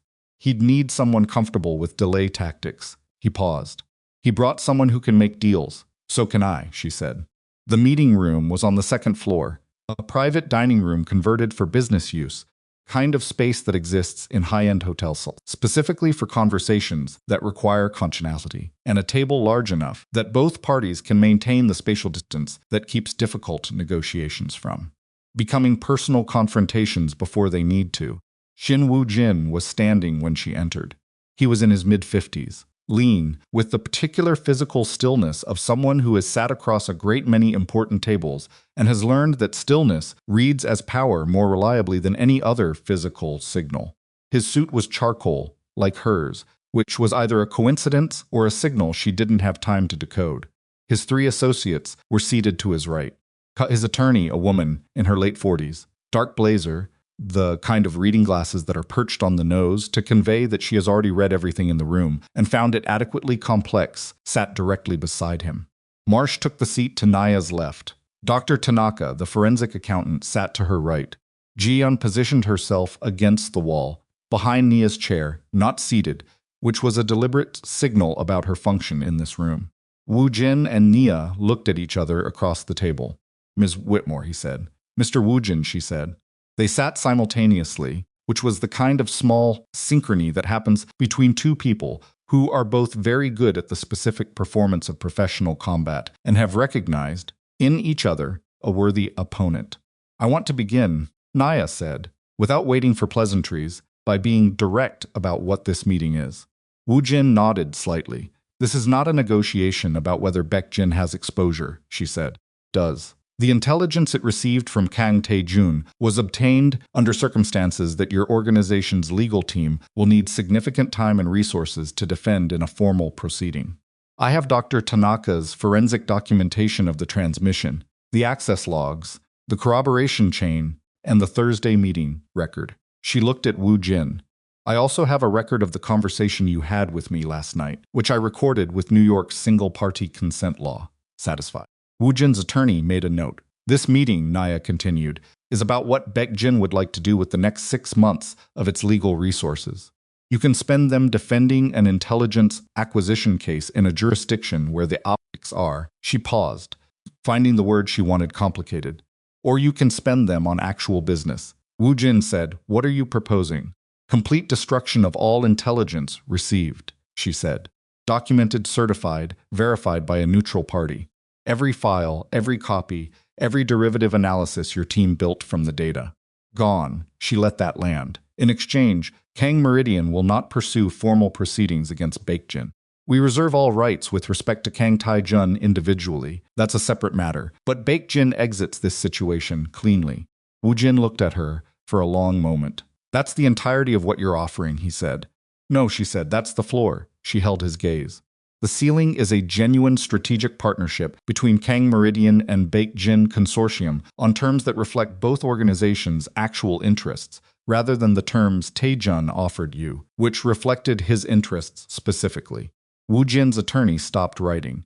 Wu Jin himself went very slightly, still not the practiced stillness of professional composure, but the involuntary stillness of a person who received something they were not expecting in a room where they had prepared for most things. "You're proposing a legitimate partnership," he said. "I'm proposing a conversation about one," she said. "Contingent on the destruction of the intelligence and the execution of a clean separation agreement regarding the Thursday arrangement." She looked at him steadily. "Baek Jin has assets we could use. Kang Meridian has relationships. Baek Jin has wanted for years. Tae-jun offered you a shortcut to those relationships through back channels and stolen data. I'm offering you the front door." She paused. "Front doors take longer to walk through. They're considerably more durable." The room was quiet. Wu Jin looked at his attorney. A look passed between them, brief, calibrated, the kind of communication that happens between two people who have worked together long enough that full sentences are not always necessary. His attorney said, "We'll need to review the proposed separation agreement language." "Marsh has it drafted," Nia said, without looking away from Wu Jin. "He'll send it to your attorney's office within the hour." Another pause. Wu Jin said, "The partnership conversation. What timeline are you imagining?" 90 days, she said. "Clean separation agreement signed, and intelligence destruction certified in 30. The following 60 days, exploratory conversations. No commitments, no pressure, no expectation of outcome. If at the end of 90 days, neither organization sees a structure that makes sense, we part ways with nothing owed and nothing outstanding." Wu Jin looked at the table for a moment, then at her. "You came here to offer us a way out and a way forward in the same meeting," he said. Not accusatory, almost. If she had to name it, something approaching respect, which was not an emotion she had expected to produce in Shin Wu Jin before 8:30 in the morning. "I came here to protect my organization," she said. "Both options do that. One does it by making you an adversary. The other does it by making you something more useful." She held his gaze. "I prefer useful things." Wu Jin was quiet for 4 seconds. Then he said, "Send the separation agreement." She nodded once. The meeting ran another 40 minutes. Logistics, language, the specific procedural choreography of two legal teams beginning to draft something that both sides needed to hold together. Wu Jin and Nia spoke very little after the initial exchange. The attorneys spoke a great deal. Jian sat against the wall and watched every face in the room with the focused, patient attention of someone whose job is to notice what other people's jobs prevent them from noticing. At 9:22, when the procedural framework was sufficiently established that the remainder could be handled through written correspondence, Nia rose from her chair. Wu Jin rose as well. They shook hands across the table, a brief, dry, entirely professional handshake, and in the handshake was the compressed acknowledgement that they were both adults who had arrived at this table through a chain of events neither of them had designed, and had found a workable exit from it. And that was, in the context of what the past 18 hours had contained, something close to a reasonable outcome. "Ms. Whitmore," Wu Jin said as she turned to leave. "The man who arranged the original agreement, Kang Tae-jun." He paused. "He contacted me this morning, 6 a.m. She turned back. "He wanted to know if the arrangement was still viable," Wu Jin said. His voice was flat, not unkind, simply factual, the voice of someone delivering information they consider relevant. "I told him the situation had changed, and I was in conversation with the new executive leadership." He paused again. He didn't respond. He ended the call. Nia looked at him for a moment. Thank you for telling me, she said. She walked out. In the elevator, descending to the lobby, she stood with her back straight and her hands at her sides, and she thought about a man calling at 6 a.m. to find out if the last card he hadn't played was still on the table, and being told it wasn't, and hanging up. She thought about what that felt like from the inside, the specific quality of that silence. After a call ends, when you are standing in an apartment that isn't your home with a phone in your hand, and the last viable option has just closed. She thought about it for the length of the elevator ride. Then the doors opened and she walked through the lobby and out into the rain, which had not stopped, which showed no particular inclination to stop, and she stood on the sidewalk and called Dara. It's done, she said. Dara exhaled, the same slow exhale she'd managed at the end of the ballroom, the breath of someone who has been holding something for a very long time. Clean enough, Nia said. There's 60 days of work ahead. There's always 60 days of work ahead with you, Dara said. Are you coming back to the office in an hour? Nia said. I have something to do first. She put the phone in her pocket. She looked at the rain. Then she walked to find another cab.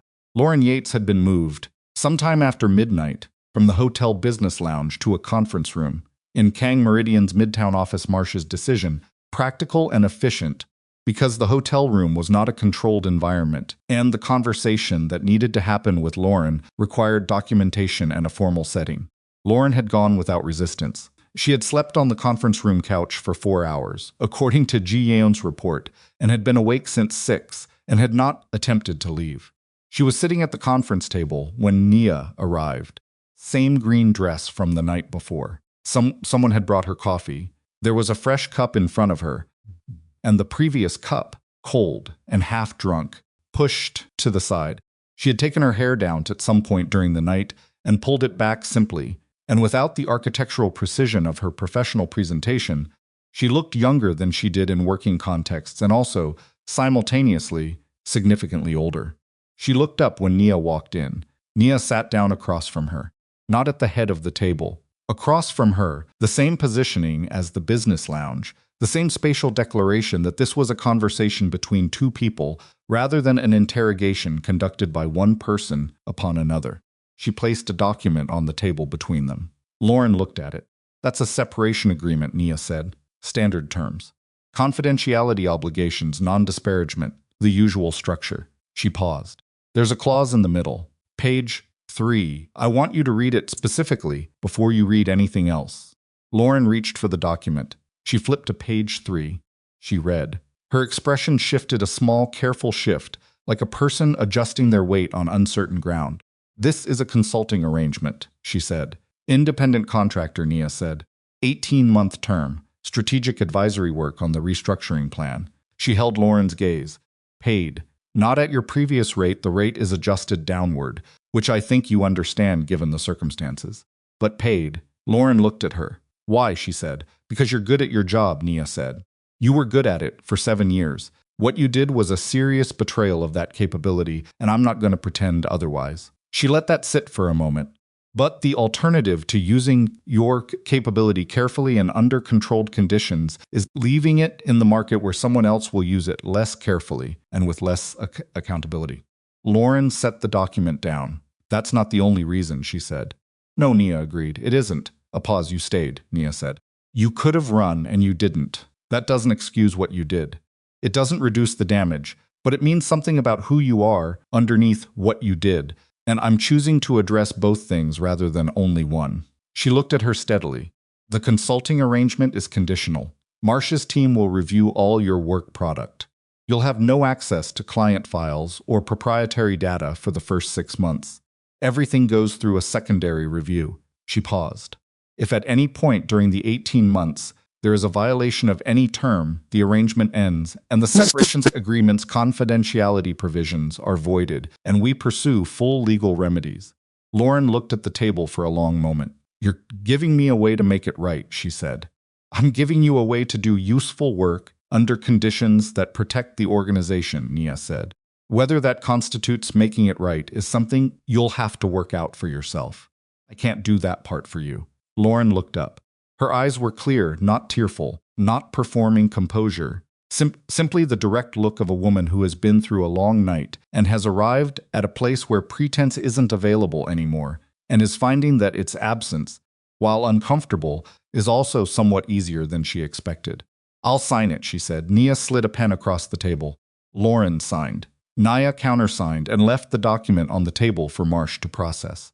She rose, picked up her jacket from the back of the chair, and moved toward the door. Naya, Lauren's voice, quiet, not calling her back, just saying her name, in the way that people sometimes say a name when they mean something they don't have adequate language for. Naya stopped, turned partly. I watched you that whole night, Lauren said. In the ballroom, and afterward, all of it. She paused. You were magnificent, and it cost you. I could see both things simultaneously, and I want you to know that I saw them. Naya held her gaze for a moment. Get some sleep, she said. Come in Monday morning. She walked out. The office was already running when she crossed the main floor. Yunsun Su had been in since 6. A sound like green wood splitting, and 3 of the senior team members had come in voluntarily when word of the previous night's events had filtered through the organization's informal networks in the way that significant events always do, arriving in people's phones and inboxes in the blurred early hours as fragments of information that were alarming enough to override the instinct to wait for official communication. They looked up when she walked in. She stopped in the center of the floor. Good morning, she said. A few people responded. The rest just looked at her with the particular attention of people who have spent the night absorbing a significant change and are now looking at the changed thing directly for the first time and assessing what it actually means. There'll be a full team meeting at 11, she said. Everything that happened last night will be addressed directly. No secondhand information, no filtered versions. If you have questions, bring them to 11. She looked around the room. Until then, we work. Same as always. She walked to her office. She closed the door. She stood in the middle of the room, and she let herself feel the weight of it, all of it. The full accumulation of the past 18 hours, the past 3 months of preparation, the past 12 years of everything that had preceded the preparation. She stood with it, the way you stand with something heavy when you've been carrying it so long that setting it down feels foreign and slightly dangerous, and you have to consciously instruct your hands to let go. She let it go. It took longer than 30 seconds this time. It took most of a minute, standing in the middle of her office with the rain still coming down outside the windows and the city doing its city things below, and the sounds of the office moving through the closed-door phones, voices, the specific ambient sound of 437 people doing their ordinary work, not knowing, most of them, how close the ground beneath it had come to giving way the night before. She moved to her desk. She opened the bottom drawer. Inside was the cream-colored envelope. Taejun had given it to her across a table in a ballroom 40 stories above this city, with the specific confidence of a man who believed that what was inside it would unmake her. She had carried it through the entire night, tucked under her arm during the presentation, transferred to her bag when she left the ballroom, sitting in the outer pocket of the bag she'd brought to the peninsula this morning, and she had not opened it again after the first 2 lines she read in the ballroom. She opened it now. She read the divorce papers the whole way through. It took 6 minutes. They were thorough documents. Taejun had retained a capable attorney for the drafting. She could see that the language was precise, and the terms were structured to be as favorable to him as the law would reasonably allow. She read every clause. She read the property valuations, which were, she noted without particular anger, significantly underestimated relative to current market assessments. She read the financial settlement terms, which were structured around the assumption that the marital assets were primarily Taejun's. She read his signature at the bottom. She turned to the last page. She picked up the pen on her desk, the same pen she used to sign every document that came across this desk, a simple thing. Nothing expensive, and she signed her name. Clearly, completely, she set the pen down. She held the signed document in both hands, and she looked at it for a moment, not with grief, not with satisfaction, with the specific quiet of a person who has completed a long necessary task and is registering its completion. She picked up her phone and called Marsh. The divorce papers, she said, when he answered. I've signed them. I'll send them over this morning. I'll have my family law partner review the terms before we file, he said. The asset valuations are going to need to be revised. I know, she said. Handle it. The Kang Meridian transition restructuring, do you want that formally announced today, or do you want to wait until the Monday meeting? Monday, she said. Give people the weekend, reasonable. A pause. Nia, you should know the board chair called me this morning. She's requesting a formal executive introduction. She wants to meet with you this week. Thursday, she said. I'll have Yun-Soo schedule it. Thursday, he agreed. Anything else this morning? She looked at the window. The rain was finally thinning, not stopping, but losing its conviction, the specific diminishment of a storm that has said most of what it came to say and is finding its way toward done. Not right now, she said. Thank you, Theodore. She ended the call. She placed the signed divorce papers back in the envelope and wrote Marsh's office address on the outside in her own handwriting. She set it aside. She looked at her desk, the from last night, the documents from the Peninsula meeting, the briefing materials Marsh had prepared, the creditor correspondence from the 3 phone calls she'd made between midnight and 2 a.m., each of which had resulted in the creditors agreeing to a 48-hour pause on any external conversation, pending the formal confirmation of Kang Meridian's executive transition. The portfolio was protected. The Baekjin situation was manageable. Lauren was signed, and coming in Monday, the divorce was filed. She thought about what came next, and what came next was 60 days of restructuring work, real work, detailed and unglamorous, and requiring the kind of sustained attention that doesn't photograph well and doesn't generate the kind of dramatic moments that a ballroom produces. But that is the actual substance of building something that lasts. Financial governance reform, employee compensation review, the Daejin audit, the new corporate transparency protocols she'd outlined to Park Hyun-soo during the brief conversation they'd had at 2 a.m. when she'd called him on the personal line Hyun-soo had given her 3 years ago for emergencies. He had picked up on the second ring. She had always liked that about him. There was a knock on her office door. "Come in," she said. It was Seong-ho. She hadn't expected him. She hadn't known he was in the building, and she registered his presence with the specific adjustment of someone who has been running on operational focus for 12 hours and is now encountering something that requires a different mode entirely. He was wearing a different suit than the one. From last night he had gone home too, clearly, and returned, and he looked his age this morning in a way that he had not allowed himself to look the previous evening. The severity that he wore, like structural architecture, had softened into something less defended. And in the softening, he looked like what he was, a 71-year-old man who had not slept and was carrying something he didn't know how to set down. "Sit down," Nia said, because she could see that he needed to be invited. He sat in the chair across from her desk, the chair that executives sat in when they came to her office, as they increasingly had over the past several years, and where Tae-jun had sat twice, and been visibly uncomfortable both times. He put both hands on his knees and looked at her. "He called me," he said. At 6:30, she nodded. She had assumed as much. "He didn't ask for anything," Song-ho said. "He didn't ask me to reverse the decision, or speak to the board, or he didn't ask for anything. He just called." He paused. "He said he wanted me to know that he understood." Nia looked at him. "That was all," Seong-ho said. "He said he understood, and he ended the call." The room held that for a moment. "He'll be all right," Nia said.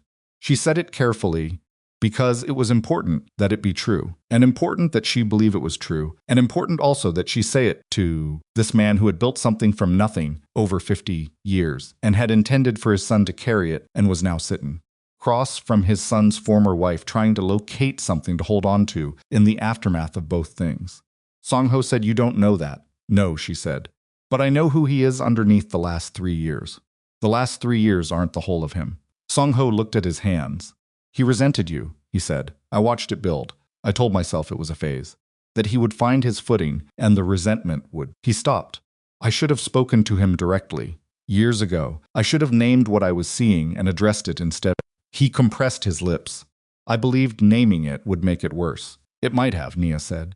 "Yes," he said. "But my silence certainly did." She looked at him. "You couldn't have fixed it for him," she said.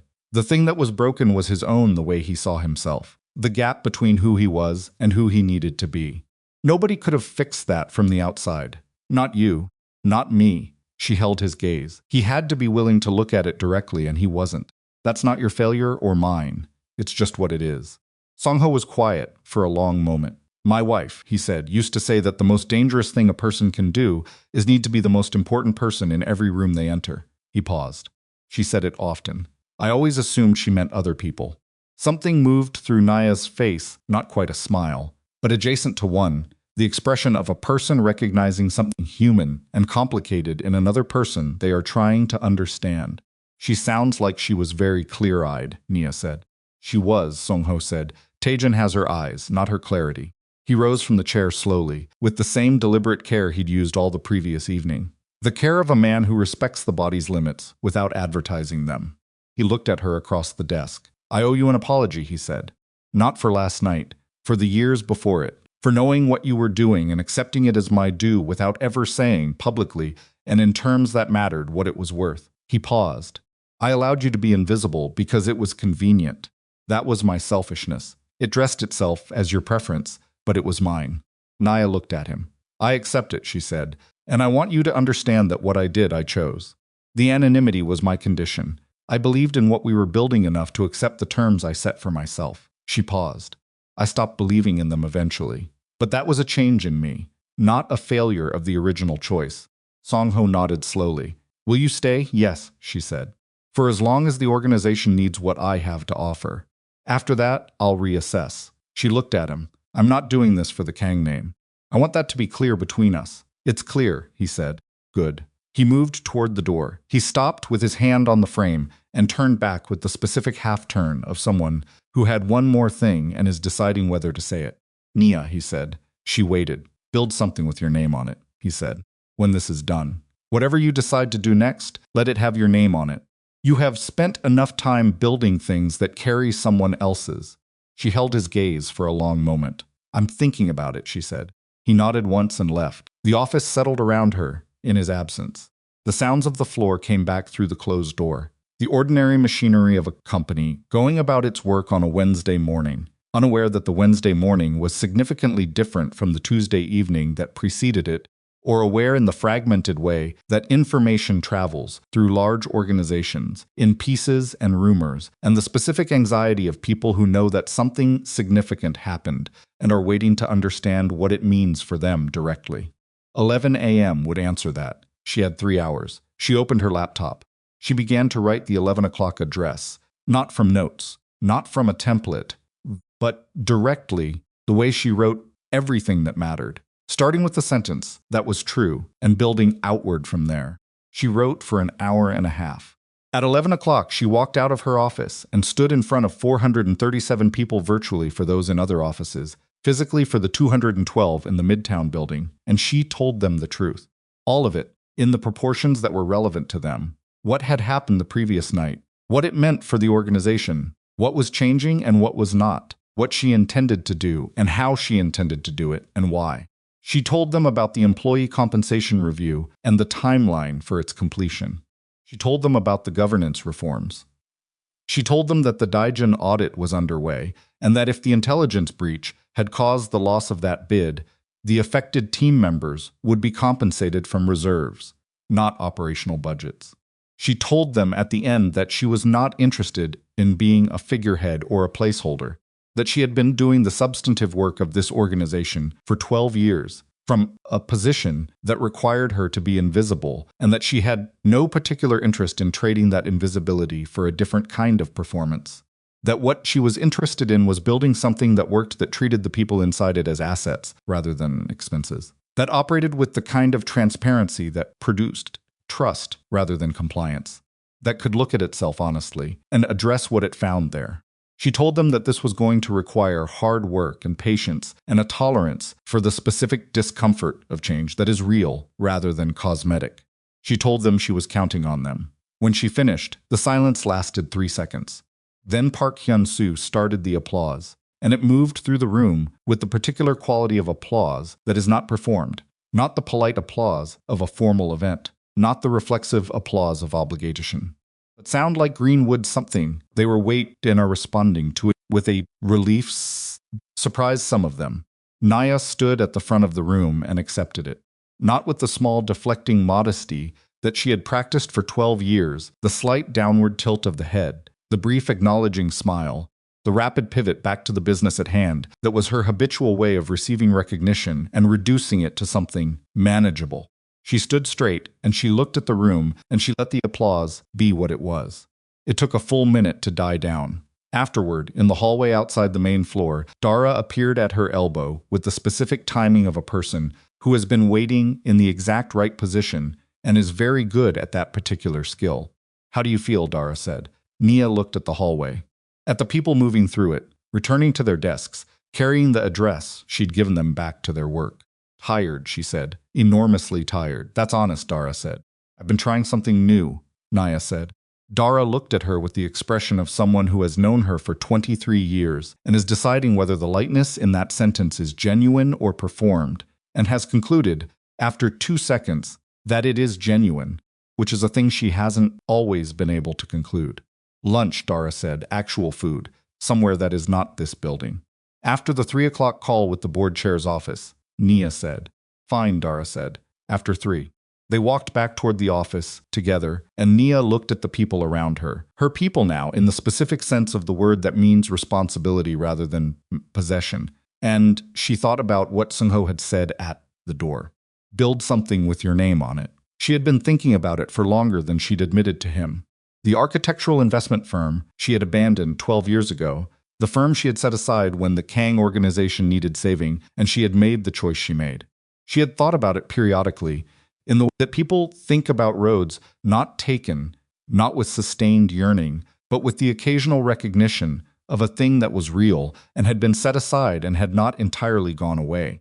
60 days, 90 days, the restructuring, the governance reform, the partnership conversation with Baekjin, the board introduction Thursday, the Daejin audit, all of it concrete and immediate and requiring the specific kind of attention that leaves no room for the longer horizon. But after was a legitimate territory now, in a way it hadn't been for a very long time.